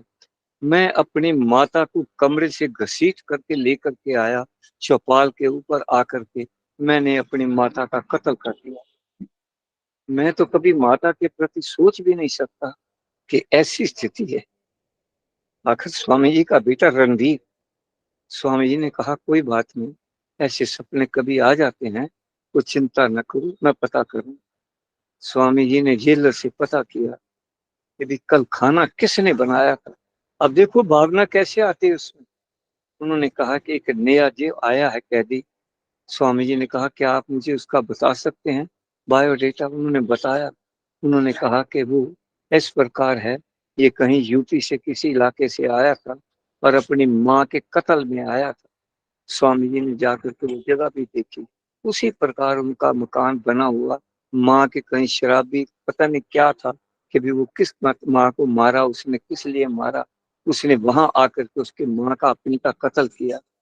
ये है बनाने वाले की। ये आप आनंद स्वामी जी की जीवनी में बड़े आराम से देख सकते हैं। और कई हैं ऐसे उदाहरण जो हमारे पास ऐतिहासिक उदाहरण हैं, जिनको हमको समझना चाहिए। महाराज कृष्ण जी ने भी यही कहा है कि भी इसको से देखो, गीता के अंदर श्लोक है, आहार शुद्ध, ये है युक्ताहार विहारस्य युक्त चेष्टस्य कर्मसु युक्त स्वपन बबोधस्य योगो भवति दुःखः। यह देखो कितना बड़ा उपदेश है। यहाँ पर सबसे पहले का है युक्त आहार विहार से। जैसा मनुष्य आहार करता है वैसा ही व्यवहार करता है। जब वो वैसा मन में वैसा सोचता है फिर वो वैसा व्यवहार करता है। हम लोग समझ नहीं पा रहे हैं कि भी आज हम देखते हैं 100 में से 100 ही दुखी हैं कि भी किसी प्रकार कोई घर के क्लेश से दुखी है, कोई पारिवारिक कष्ट में है, कोई शारीरिक है, कोई आत्मिक कष्ट से। फिर सवाल ये करते हैं कि आत्मा का संबंध बैठता ही नहीं, मन लगता ही नहीं, लगेगा कैसे। महात्मा गांधी की जीवनी में देखो कि उन्होंने भी लिखा है कि मैंने जब पहली बार मतलब लगा कि भी मांस का सेवन किया तो मुझे ऐसा लगा कि सारी रात नींद नहीं आई, तो मेरे पेट में जो मुर्गी है वो बोल रही है। विचार के देखो कि भी आपके शास्त्र आपसे बढ़िया कोई धर्म संसार में नहीं है। मैं ये गारंटी के साथ कहता हूँ, आप अपनी किताबों को देखो, अपने शास्त्रों को देखो कि भी देखो। गुरु नानक देव जी कहते हैं कि भी इसीलिए देखते हैं, जो रक्त लागे कापड़ा जामा हुए मलित, जो रस पिए मांसा ती क्यों निर्मल चीज। आप लोगों के खाने में देखते हैं कि लोग कैसे कैसे हैं। आज मीट की दुकानें अंधाधुंध खुलती जा रही हैं। लोगों ने कभी सोचा है, ये उपनिषद है मेरे पास, ये दर्शन शास्त्र है सांख्य योग, जिसके अंदर मैं देख रहा हूँ आजकल, उसमें स्पष्ट तौर पर लिखा हुआ है। कहीं तो श्लोक भी सुना दूं, जो लोग शारीरिक कष्ट देते हैं, अब किसी का मांस लें तो बगैर कष्ट के तो मिलेगा ही नहीं, फिर इसको तो कष्ट होगा ही। उन्होंने कहा वो स्थावर योनि में जाते हैं, 400 साल पेड़ों की तरह जंगल में खड़े रहते हैं, और जो वाणी से कष्ट देते हैं किसी को, वे वो लोग जो हैं कि वो जाते हैं उसमें पक्षी, उसमें योनियों में जाते हैं, पक्षियों की योनि में जाते हैं। आज ये दुकानें खुल रही हैं। मेरी हाथ जोड़ करके प्रार्थना है सबसे कि अपने घर का खाना खाओ, आपका मन शुद्ध रहेगा, आपके परिवारों में शांति रहेगी। अब ये देखो कि ये एक मैंने ट्रांसलेट करके के हिंदी में किया है। ये अगर आप देखेंगे सुनेंगे हैरान हो जाएंगे। अमेरिका के अंदर रिवाज है कि बाहर से खाना ला करके खाना, ये जो नए नए कंपनियां निकलती आ रही हैं उनका है। 1980 के अंदर उन्होंने कहा कि भी इसको सर्वे करो कि हमारे परिवार क्यों बिछड़ते जा रहे हैं। क्योंकि परिवार एक ऐसा साधन है कि खाना खाने के वक्त सब इकट्ठे बैठते हैं कि भी रात को बैठे खाना खाएं, परिवार में प्रेम बढ़ता है। उन्होंने इस नतीजे पर पहुंचे। ये है, कहेंगे तो आपको मैं भेज दूंगा, उसके अंदर सारा ट्रांसलेट करके रखा है कि उनके परिवार के बिखरने का कारण यही है कि भी सारे लोग परिवार के अंदर खाना बाहर से खाना शुरू कर दिया, घर के अंदर खाना बनाना बंद कर दिया, जिसकी वजह से परिवार बिखर रहे हैं और परिवार में अकेले अकेले औरतें और आदमी रह रहे हैं, अकेले रह रहे हैं। बच्चों को शौक लग गया कि बाहर का खाने का, कोई बच्चे आज्ञाकारी रहे नहीं क्योंकि उनको बाहर के खाने का ये इतना बड़ा है। मैं आपको भेज दूंगा, आप इसको बड़े ध्यान से मुझे दिखाना इनको। ये सारा अमेरिका का है। इसमें उन्होंने इस पर, हमारे आधुनिकतावादी भी अमेरिका की तरह दुकानों से या ऑनलाइन भोजन खरीदने की वकालत कर रहे हैं और खुश हो रहे हैं कि भोजन बनाने की समस्या से हम मुक्त हो गए। इस कारण भारत में भी परिवार धीरे धीरे अमेरिकी परिवारों की तरह नष्ट हो रहे हैं। यहाँ पर उन्होंने परिवार में 1971 में 72% अमेरिकी जो थे इकट्ठे रहते थे, 2020 तक ये आंकड़ा 22% पर आ गया है कि उसके अंदर लोग इकट्ठे रह करके खुश नहीं, बच्चों को शौक लग गया बाहर का खाने का, परिवार के साथ है।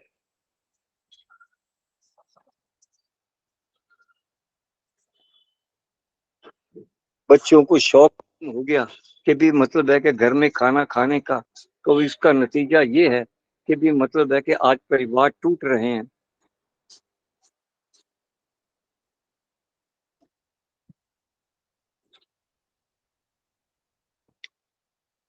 परिवार टूटते जा रहे हैं कि भी हम लोग समझ नहीं पा रहे हैं कि भी हम लोग क्या कर रहे हैं। कम से कम हम लोगों को ऐसा सोचना चाहिए। आवाज आ रही है ना जी? आवाज आ रही है ना? हाँ हाँ जी, आ रही है। नहीं, वो टूट जाता है बीच में। लोग फोन करते थे, मैं कई बार कहा कि भी मतलब ऐसा ना करो कि भी मेरे को इतनी देर बंद रखा करो, वो सुनते नहीं। कई बार फोन करके परेशान करते हैं। जिन्होंने रसोई बंद की है, उनके परिवार उनके साथ रह करके खुश नहीं। ये मैं आपको सारा भेजूंगा आर्टिकल। अब ये सर्वे किया पीजीआई ने कि क्या नाम, पंजाब का गवर्नमेंट का जो इंस्टीट्यूट है चंडीगढ़ के अंदर, उसमें भी मेरे पास है। ये है, आप देखिए कि क्या लिखा है। 90% लोग जानते ही नहीं कि भी खाना कैसा खाना, किस वक्त खाना। याद रखो, हमारा जीवन जो है हमारा खाने के ऊपर डिपेंड है। हम लोग उसको सही तरीके से इस्तेमाल करें कि जिससे हम लोगों का घर बसा रहे, हम अपने परिवार में सुखी रहें। कि ये देखो कि ये मैंने आपको आर्टिकल, ये पीजीआई का भी आया है कि इसके अंदर के लोगों में ये जागृति ही नहीं, हमको क्या खाना क्या नहीं खाना। वो खाओ जो आपको आसानी से पच जाता है, जो आपको तकलीफ नहीं देता। कृपा करो इस प्रकार की। लोग सुखी हों तो हम भी सुखी चलेंगे कि अपने परिवार को देखेंगे सब लोग सुखी हैं, इसमें आनंद आएगा। घर में बैठ के परिवार में अपने बुजुर्ग खाना खिलाते थे, आज वो परंपरा रही नहीं। बच्चे हम आउटिंग कर रहे हैं, ये अंग्रेजी बीमारी पता नहीं कहाँ से आ गई। ना पहनने का ढंग, ना खाने का ढंग, ना सोने का ढंग, ना रहने का ढंग। ये अंग्रेजी बीमारी जो है, ये नई जनरेशन में पता नहीं कहाँ से आती जा रही है। हम अपनी संस्कृति को खोते जा रहे हैं। आप जो मेहनत करते हैं उसके लिए फिर आपका धन्यवाद करता हूँ। समा भी हो गया, आपने बड़े ध्यान पूर्वक सुना। ये इतना लंबा मैसेज है कि मैं क्या बताऊँ आपको ये, लेकिन आप लोग इसको विशाल करिए और प्रचार करिए कि भी लोग घर पर ही अपना खाना खाएं, शुद्ध खाना खाएं। मन भी शुद्ध होगा, वाणी शुद्ध होगी, हमारे आहार विहार सब शुद्ध होंगे। यही ईश्वर से प्रार्थना है। ईश्वर सबको शक्ति दे और सबकी कृपा करे। आपका बहुत बहुत धन्यवाद। समा ज्यादा ले लिया आज मैंने, इसके लिए आपसे भी माफी चाहता हूँ। बहुत सुंदर आपने विषय रखा। सच में ये गंभीर विषय है कि हमारे बच्चे खाते हैं, बच्चे हमें भी ले जाते हैं कि घर में बैठे रहते हैं, चलो बाहर खाना खिलाएंगे। हम भी चले जाते हैं, हमें भी। अब ये हमारी गलती तो है ही, अब क्या कहें। है नहीं, हमें ये गंभीर विषय हमें सोचना चाहिए। घर में बना हुआ खाना ही खाएं और बच्चों को भी आदत डालें कि उनको घर में बना के, जैसे आपने बताया कि जो घर में बनाती है माता, वो वैद्य के समान होती है। वो देखती है कि किसके लिए कौन सा खाना है। जैसे हम देखते हैं कि किसी की तबीयत ठीक नहीं है तो उसके लिए हम खिचड़ी बनाते हैं। किसी की तबीयत नहीं है उसके लिए हल्का खाना, उल्टी आ रही है तो अलग उसके लिए खाना बनाते हैं। गर्मी है तो उसके लिए ठंडा खाना देते हैं। वैद्य के समान होते हैं, घर में जो गृहिणी होती है उसी अनुसार खाना देते हैं। बहुत ही हमने प्रेरणादायक विषय रखा कि हम भी जो अपने बुरे रास्ते पे या चल गए हैं गलत रास्ते पे, उस पर हम सुधार करें और अपने बच्चों को भी उसी विषय में लाएं कि हम घर का खाना उनको सिखाएं। तो वो कितना सात्विक होता है, कितने प्रेम से बनाते हैं, कितने प्रेम से खिलाते हैं कि हमारा बच्चा एक की जगह 2 रोटी खाए। और बाहर जाते हैं तो एक तो क्या, आधी रोटी भी नहीं खा पाते, मेरे ख्याल से होता है। जितना हम घर में खाना खाते हैं उससे आधा खाना ही हम घर में खा पाते हैं। बहुत ही ये गंभीर विषय है जो हमने आज आपने बताया। इस पे हम सभी को ध्यान देना चाहिए और अपनी सेहत का ध्यान रखेंगे। आपका बहुत बहुत धन्यवाद। आपने बहुत प्रयास किया है और आपने प्रत्यक्ष जो प्रमाण भी दिए हैं, कुछ घटनाएं हमें सुनाई हैं, वो भी सही है। महाभारत का आपने श्लोक लिया है और कृष्ण जी ने उसमें बताया है। बहुत सुंदर, आपका बहुत बहुत धन्यवाद। ऐसे ही विचार हमारे बीच में रखते रहेंगे और हमें भी उन्नति की ओर आगे आगे अपने विचारों से अवगत कराते रहेंगे। आपका बहुत बहुत धन्यवाद। अब मुझे प्रेमलता प्रधान जी, उषा किरण जी, ईश्वर दो सभी। मिनट ना, 2 मिनट बहुत मन में आ रहा है, 2 मिनट। ठीक है, 2 मिनट के लिए आप बोलिए, फिर उसके बाद उषा किरण दीदी भी 15 दिन बाद हमारे बीच में आई है। वो रानी बाग आर्य समाज शिविर में गई हुई थी। है ना, उसके बाद भजन तंत्रों का मैं 2 अंतरे सुनाऊंगी, इसी के ऊपर है। और मुझे खुद को रोना आता है। मैं कहती हूँ हमारे अलवर में फिर भी थोड़ा सा सही है। दिल्ली में जाती हूँ ना, वहाँ तो बाहर का खाना, बाहर से मंगा रहे हैं, बाहर वो क्या खाना है, कब सोना है, बिल्कुल दिनचर्या नहीं। मेरा मन बड़ा उदास होता है। मतलब आज सुन रही हो ना, तो मैं कहती हूँ सच्ची मन बड़ा दुखी होता है। थोड़ा 2 अंतरे सुनाऊंगी, इसी के ऊपर ही है। आदर्श जी, मैंने जाना है, अगर मेरे से बुलवा लेते हो तो एक भजन। होगे अन्न मित्र वैसा ही हो जाएगा, हो जाएगा। सात्विक खाओगे तो निश्चित सात्विक जीवन हो जाएगा, जाएगा। भोजन को करने से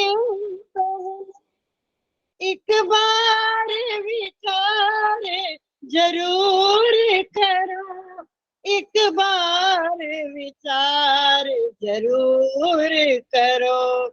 ये रोटी जो मैं खाती आई से जांच करो, आई कैसे ये जांच करो।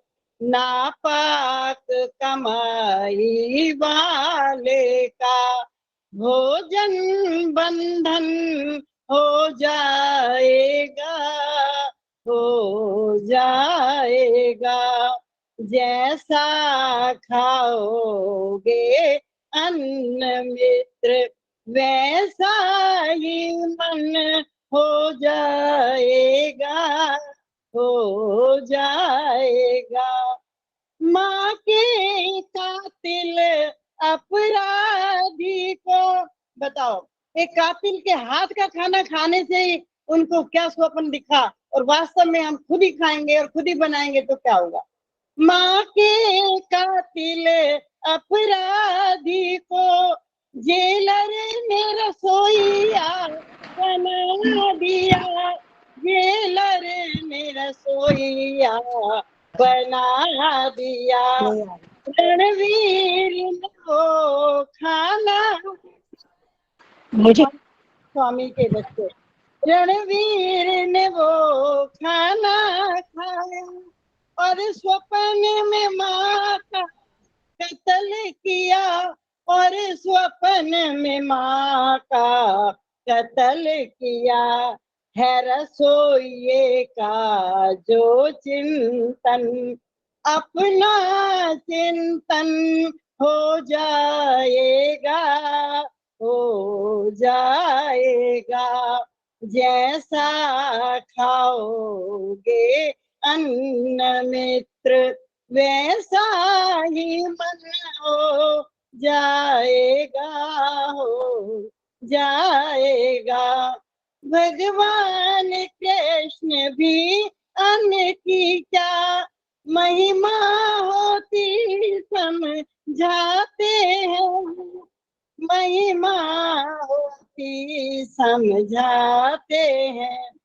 दुर्योधन के महलों के भोग ठुकरा कर भी विदुर का खाना खाते हैं, विदुर का खाना वो खाते हैं। वे कहते राजसी भोगों से राजसी मनन हो जाएगा, हो जाएगा। जैसा खाओगे अन्न मित्र वैसा ही मन हो जाएगा, हो जाएगा। सात्विक खाओगे तो निश्चित सात्विक जीवन हो जाएगा, हो जाएगा। 3 अंतरे सुनाए, 2 छोड़ दिए। बहुत बहुत धन्यवाद। बहुत अच्छा टॉपिक सुंदर, बहुत सुंदर। भजन सुनाया, आपका बहुत बहुत धन्यवाद। अब उषा किरण दीदी। नमस्ते आदर्श जी जी सबके नमस्ते। लिए। आज शाम की हमारी सूचना दे देना अमर कॉलोनी आर्य समाज के सत्संग की। सबके लिए नमस्ते जी। सभी का अभिवादन करते हुए, अभिनंदन करते हुए और प्रभु को स्मरण करते हुए, महर्षि को नमन करते हुए, इसी विषय को मैं थोड़ा सा लूंगी 2-3 मिनट में। बहुत सुंदर भाव था कहने का और बहुत ही सरल सहज भाषा थी बातचीत की। कहीं कोई लाग लपेट नहीं, सिवाय इसके कि उन्होंने निरंतर प्रमाणों द्वारा प्रत्यक्ष हमारे सामने रखने का प्रयास किया, जो हम दिन प्रतिदिन देखते हैं। और मैं मानती हूं कि आप सभी आर्य परिवारों से हैं और सभी आर्य परिवार भोजन करने से पहले ओम अन्न पते अन्नस्य नोदेहि भोजन मंत्र का उच्चारण करते हैं। जहां आप ऋषि लंगर इत्यादि में भी जाते हैं, शिविरों में जाते हैं, तो ये आवश्यक है करना। उसका आधार मात्र एक ही है कि जब हम अन्न सामने देखते हैं तो उस अन्न को प्रभु का दिया हुआ प्रसाद मानकर, प्रभु की कृपा जानकर और उसमें जिस जिस का हाथ लगा है उसके विषय में सोचकर भोजन करें, तो निश्चित रूप से जैसा खाएंगे अन्न वैसा बनेगा मन। कर्ण की, आपने सबको पता है कर्ण की क्या स्थिति थी। केवल एकमात्र इसलिए कि वो दुर्योधन का भोजन कर रहा था, इसलिए उसका साथ देना पड़ा और गलत गलत काम करने पड़े। उसके बाद आपको द्रोणाचार्य का एग्जाम्पल है आपके सामने। द्रोणाचार्य इतना विद्वान होते हुए भी बाद में इतने गलत गलत काम उन्होंने किए। गलती से क्या, जानबूझकर छिप कर मारा, जबकि नहीं मारना चाहिए था उनको। उसके अतिरिक्त बहुत सारे ऐसे, भीष्म पितामह को ले लीजिए, अपनी ही आंखों के सामने उन्होंने अपनी पौत्र वधू को इतने गलत परिस्थिति में देखा। क्या था वो? इसलिए कि वो खाना कौरवों का खा रहे। तो जैसा खाएंगे अन्न वैसा बनेगा मन। बहुत सारे लोग जो मृत्यु के पश्चात ब्रह्म भोज जिसका नाम रख लेते हैं ये लोग, ब्रह्म का तो वही नाम निशान ही नहीं होता। ब्रह्म तो हम उस ईश्वर को कहते हैं। उस भोज में ब्रह्म कहाँ से आ गया, लेकिन फिर भी खाते हैं। बहुत सारे लोग मृत्यु भोज को बिल्कुल ना मानते हैं और ना ही खाते हैं, इसी विषय को लेकर कि ये भोजन उपयुक्त नहीं है। और जो भोजन उपयुक्त नहीं है उसे हमें खाना ही नहीं चाहिए। एक पंक्ति आदर्श जी कह रही थी कि हमें भी कई बार कहते हैं तो हम चल पड़ते हैं, हम क्या करें। बस एक ही बात करें, दूसरों को समझाना बंद कर दें, दूसरों को कहने का प्रयास बिल्कुल न करें, लेकिन स्वयं संकल्पवान हो जाएं कि मैंने नहीं खाना है। कोई हमें जबरदस्ती मुंह में नहीं डाल सकता। हम 1 बार 2 बार 3 बार ऐसा करेंगे, निश्चित रूप से हमारी एक छवि बनेगी और उसके बाद हमें कोई कहने का प्रयास भी नहीं करेगा कि बाहर खाने के लिए चलो। ये सच्चाई है। आप कभी जाकर देखिए रेस्टोरेंट के बैक में, आप कभी गाड़ी के अंदर पेंट्रीज में जाकर देखिए, क्या वो खाना खाने के योग्य होता है? सभी यात्राएं करते हैं। इन बातों का, बहुत छोटी छोटी बातें हैं लेकिन बहुत आवश्यक है। मैं इस पर अधिक विवाद में भी नहीं जाऊंगी, बस केवल 3-4 सूचनाएं दोहराऊंगी। आर्य समाजों के शिविर निरंतर चल रहे हैं। अनिल आर्य जी की तो सूचना नवंबर की फरवरी में ही मिल जाती है, यहाँ शिविर है, यहाँ शिविर है, यहाँ शिविर है। तो ये एक अच्छा प्रयास है कि हम बच्चों को उदाहरण के रूप में सामने रख सकते हैं कि हमें ऐसे ऐसे काम करने चाहिए, ये विचार हमारे होने चाहिए। और कुछ लोग कहते हैं अरे क्या होता है शिविरों से?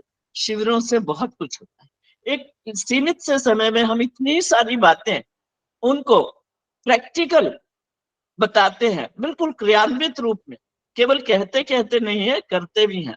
और फिर योगाभ्यास कराते हैं, यज्ञ कराना सिखाते हैं।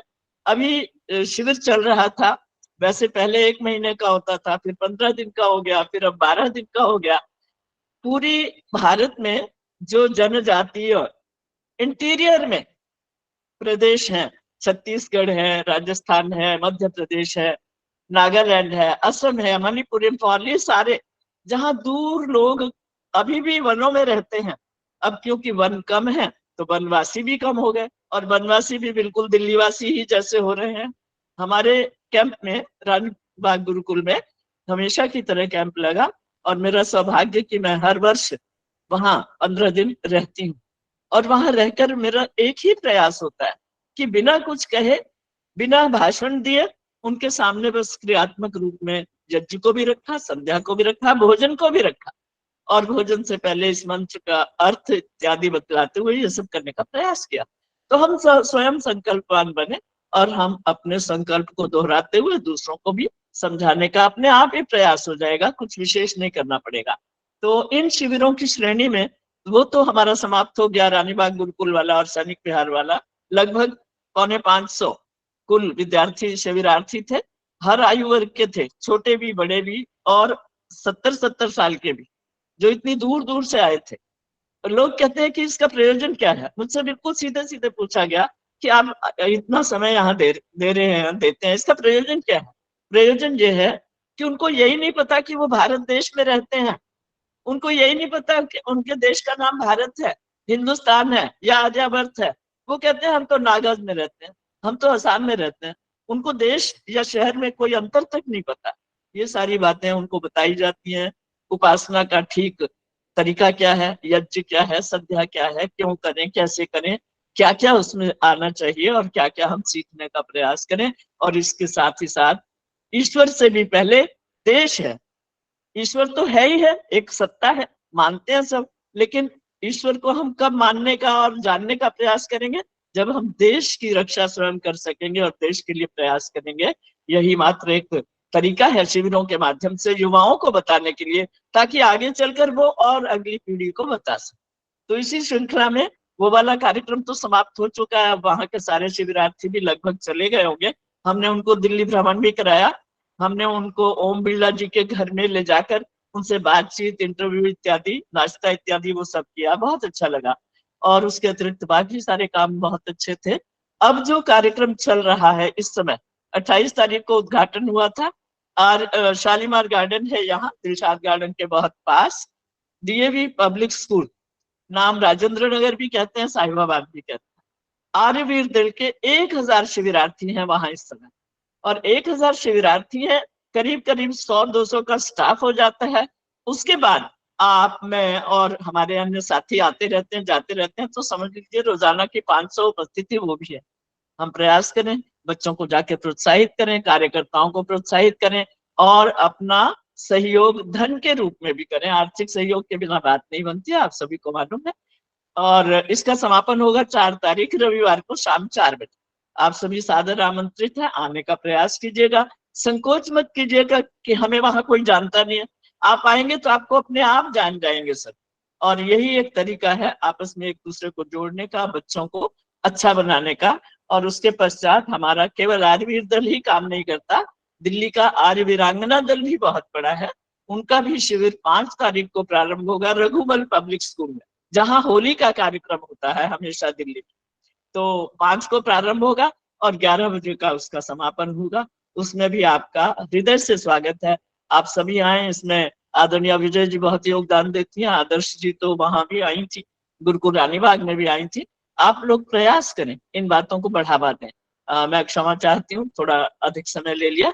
आदर्श जी, आपके लिए बहुत बहुत धन्यवाद, और आप सभी के लिए शुभकामनाएं और धन्यवाद। बहुत बहुत धन्यवाद दीदी। आपने आर्य कन्या जो शिविर लग रहा है उनके भी वीरांगनाओं का वो उसकी भी सूचना देनी थी मुझे भी, वो आपने मेरा काम हल्का कर दिया। आपका बहुत बहुत धन्यवाद। अभी वो सुनीता सोत्रा जी कह रही थी उनका शाम का कार्यक्रम है 4 बजे ऑनलाइन, सभी उसमें भी जुड़ेंगे और अपना लाभ उठाएंगे। अब उषा सूद माता जी बोल रही थी कि मैंने हास्य व्यंग आहार पर ही कविता बोलनी है, तो माता जी आपका स्वागत है। चंदा सचदेवा जी आप बने रहिएगा, आप शांति पाठ करवा देना हमारे बीच में। ठीक है जी। उषा सूद माता जी, संख्या बहुत अच्छी थी, 120 से ऊपर गई है। सभी को आहार का था ना, हम 123 आहार कैसा होना चाहिए। काश वो ये दीदी हम घूमने जाते हैं, हम बाहर 4-5 दिन के लिए, तो बाहर का खाना पड़ता है, कई बार घर से भी ले जाते हैं, बहुत सी कमियां रहती हैं, पर उनको प्रयास करें कि हम ऐसा बाहर का खाना कम से कम खाना पड़े, ऐसा हमारा प्रयास रहना चाहिए। नहीं, हम संकल्पवान तो बने, इस और इस दिशा में सोचें, लेकिन ये नहीं कि अगर बाहर कुछ और है ही नहीं तो हम खाएंगे ही नहीं भोजन। देखभाल कर मुख्य बात है, मंगा कर तले हुए चीजें और ये सब न खाएं, यही। चलो आदर्श जी, उषा सूद माता जी, बच्चे हाँ के जी। लिए बहुत बहुत आशीर्वाद। आपका बच्चा पोता दिखाई दे रहा था, बहुत हाँ अच्छा, जी, हाँ जी, बहुत प्यारा मेरा बच्चा, उसके लिए मेरा पड़पोता है, पड़पोता। बहुत हाँ अच्छी जी, बात, सच में बहुत प्यारा हाँ जी, बच्चा, उसके लिए बहुत बहुत आशीर्वाद। आपका धन्यवाद। वो आ गया स्क्रीन पर। आदर्श जी, आपने ये सब कहा ना, तो मैंने कहा संख्या अच्छी है, थोड़ा सा मनोरंजन हो जाए, तो मैं छोटी सी कविता है। निगोड़ी जीभ बड़ी नमकीन, निगोड़ी जीभ बड़ी नमकीन, हाथ पैर तो हिलत डुलत ना, हाथ पैर तो हिलत डुलत ना, खावन की शौकीन, खावन की शौकीन, निगोड़ी जीभ बड़ी नमकीन, हाथ पैर तो हिलत डुलत ना, खावन की शौकीन, निगोड़ी जीभ बड़ी नमकीन, सारे अंग है ढीले पड़ गए, सारे अंग है ढीले पड़ गए, बूढ़ी खाने को तल्लीन, बूढ़ी खाने को तल्लीन, ये जीभ बड़ी नमकीन, ये जीभ बड़ी नमकीन, चेले को ना सूखी रोटी, चेले को ना सूखी रोटी, गुरु खावे मलाइया, चेले को ना सूखी रोटी, गुरुजी खावे मलाइया, जीभ चटोरी चाटे खावे, जीभ चटोरी चाटे खावे, चाहे मिठाई चाहे दवाइयाँ, चाहे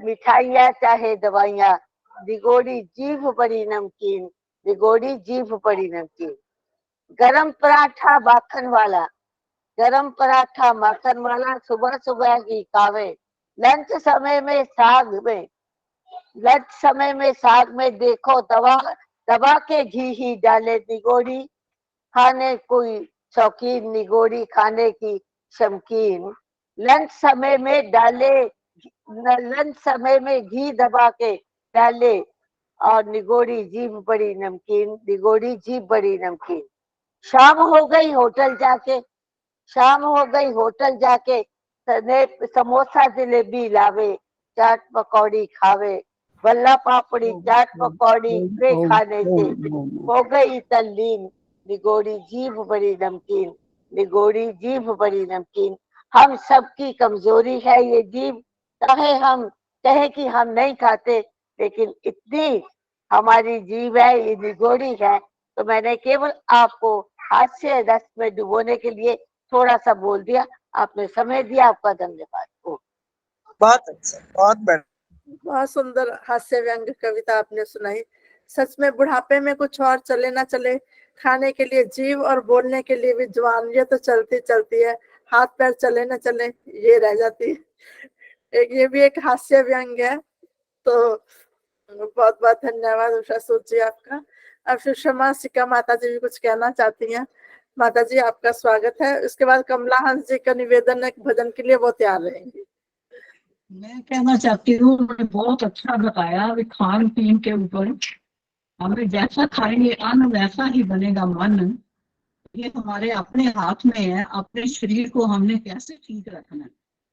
यदि स्वस्थ शरीर बनाना है, स्वाध्याय व्यायाम करो, व्यायाम करो, जीवन में तन सुख पाना है, आसन का नित व्यायाम करो, जो नित्य आसन व्यायाम करे, तो निज तन के सब रोग हरे, अंगों को पोस्ट बनाना है, आसन का नित व्यायाम करो, यदि स्वस्थ शरीर बनाना है, व्यायाम करो व्यायाम करो। भोजन पाचन नियमित होगा, भोगों में मन संयमित होगा। मन को एकाग्र बनाना है, आसन का नित व्यायाम करो, आसन का नित व्यायाम करो। तन में जब शक्ति आएगी, मन में तब भक्ति आएगी। चंचल चित भक्त बनाना है, आसन का नित व्यायाम करो, आसन का नित व्यायाम करो। बलहीन दीन कहलाते हैं, बलवान सदा सुख पाते हैं। हे दिव्य नित्य सुख पाना है, आसन का नित व्यायाम करो, आसन का दिव्य नित व्यायाम करो। यदि स्वस्थ शरीर बनाना है, व्यायाम करो व्यायाम करो, व्यायाम करो व्यायाम करो। हमारा तन मन सब खान पीन से ही बनता है। मैं खुद बीमार हूँ, मैं क्या करूं, लेकिन मैंने तो बड़ा ही ये अपना ध्यान रखा है, फिर भी पता नहीं ये क्यों मेरे पास ये रोग आ गए हैं। ये भी कोई अपने कर्म है किए हुए, परमात्मा इनको भी ठीक करेगा, लेकिन पहले से भी काफी ठीक कर दिया उसने। और अपने ऊपर रखो, यही मैं, और उषा जी ने भी बहुत अच्छा बताया, सबने बहुत अच्छा बनाया। आप सबका धन्यवाद जो आपने समय दिया। ले तो मैंने समय मांगा है, मैंने कहीं शांति पाठ हो गया तो फिर समय नहीं मिलेगा। चार लाइनें बोल दो। बहुत बहुत धन्यवाद माता जी। हम आहार अच्छा रखें और व्यायाम करते रहे, अपने जीवन को स्वस्थ रखें। ये हमारे हाथ में है कि हम अपनी आयु कितनी बढ़ा सकते हैं। ईश्वर ने हमारी सांसें गिनकर नहीं भेजा हमें, हमारे हाथ में। हम इनको अपनी आहार व्यवहार से और व्यायाम से इसको बढ़ा सकते हैं, ऐसा हमारा प्रयास रहना चाहिए। बहुत बहुत धन्यवाद सुषमा माता जी आपका।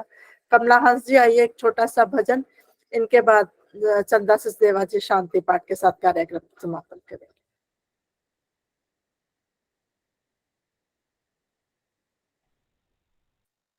हाँ जी, हाँ जी बोलिए। बहुत बहुत आशीर्वाद, बहुत सुंदर आपने विचार रखे उषा जी। हाँ जी, एक छोटा सा भजन। देखो, जलाने से चिराग जला करते हैं, जलाने से चिराग जला करते हैं, खिलाने से फूल खिला करते हैं। वक्त नहीं है किस्मत को कोसने का, किस्मत के महल भी बनाए से बनते हैं, किस्मत के महल भी बनाए से बनते हैं। इस पर एक भजन। जे तू जग विच अमर सुख पाना, जिंदे नियम नाम जप ले। जे तू जग ते सदा सुख पाना, जिंदे नियम नाम जप ले। तेनू मुड़ के पवे न पछताना, जिंदे नियम नाम जप ले।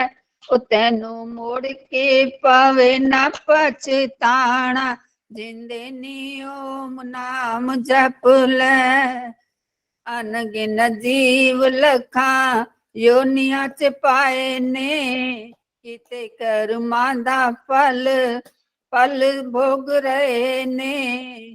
खोल अखियां ते वेख जमाना, जिंदे नियम नाम जप ले।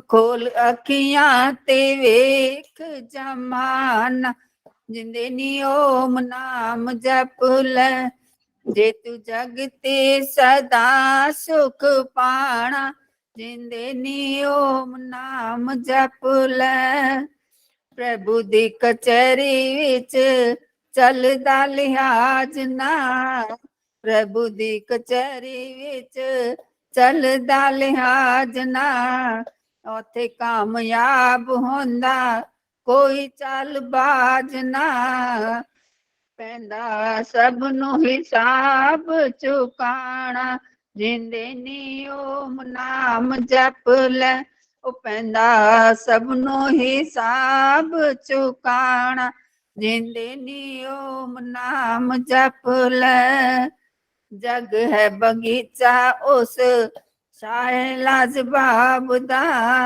जग है बगीचा उस शाहे लाजवाब दा आदमी बगीचे विच फुल है गुलाब दा अज खेड़े आते कल मुरझाना जिंदे नी ओम नाम जप ले आज खेड़े आते कल मुरझाना जिंदे नी ओम नाम जप ले जे तू जग विच अमर सुख पाना जिंदे नी ओम नाम जप ले अज तेरे वस कल बस पैना काल वे अज तेरे वस कल बस पैना काल दे तेरी मर्जी है भावे मन भावे टाल दे मेरा काम है पथिक समझाना जिंदे नी ओम नाम जप ले मेरा काम है पथिक समझाना जिंदे नी ओम नाम जप ले जे तू जगते अता सुख पाना जिंदे नी ओम नाम जप ले तन मुड़ के पवे ना पछताना जिंदे नी ओम नाम जप ले।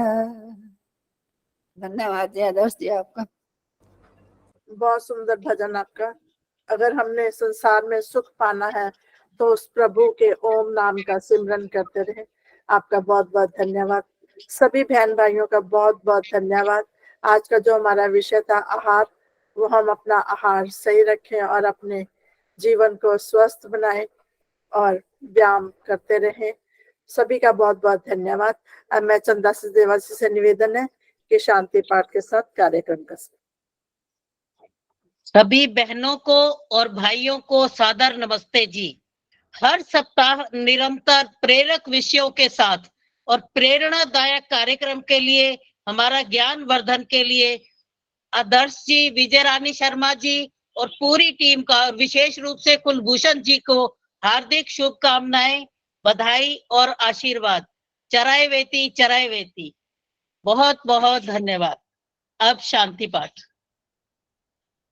ओम द्यौ शांतिरंतरिक्षम शांति पृथिवी शांतिरापः शांतिरोषधयः शांति वनस्पतयः शांतिर्विश्वे देवः शांतिर्ब्रह्म शांति सर्वं शांति शांतिरेव शांतिः सामा शांतिरेधि। ओम शांतिः शांतिः शांतिः। जो बोले सो अभय। वैदिक धर्म की जय हो। सनातन वैदिक धर्म की जय हो। श्री रामचंद्र जी की जय हो। योगेश्वर श्री कृष्ण चंद्र महाराज की जय हो। गुरुवर विरजानंद जी की जय हो। ऋषि दयानंद सरस्वती जी की जय हो। आर्य समाज अमर एक हम और उद्घोष हमें लगाना चाहिए, आर्य समाज हम रोज जाएं। भारत माता की जय हो। देश पर शहीद होने वाले वीरों वीरांगनाओं की जय हो। बच्चे की ज्योति घर घर चलती जले, रहेगी। वैदिक धर्म की जय हो।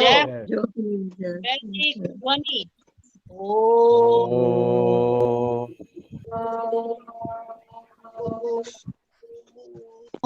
वैदिक अभिवादन।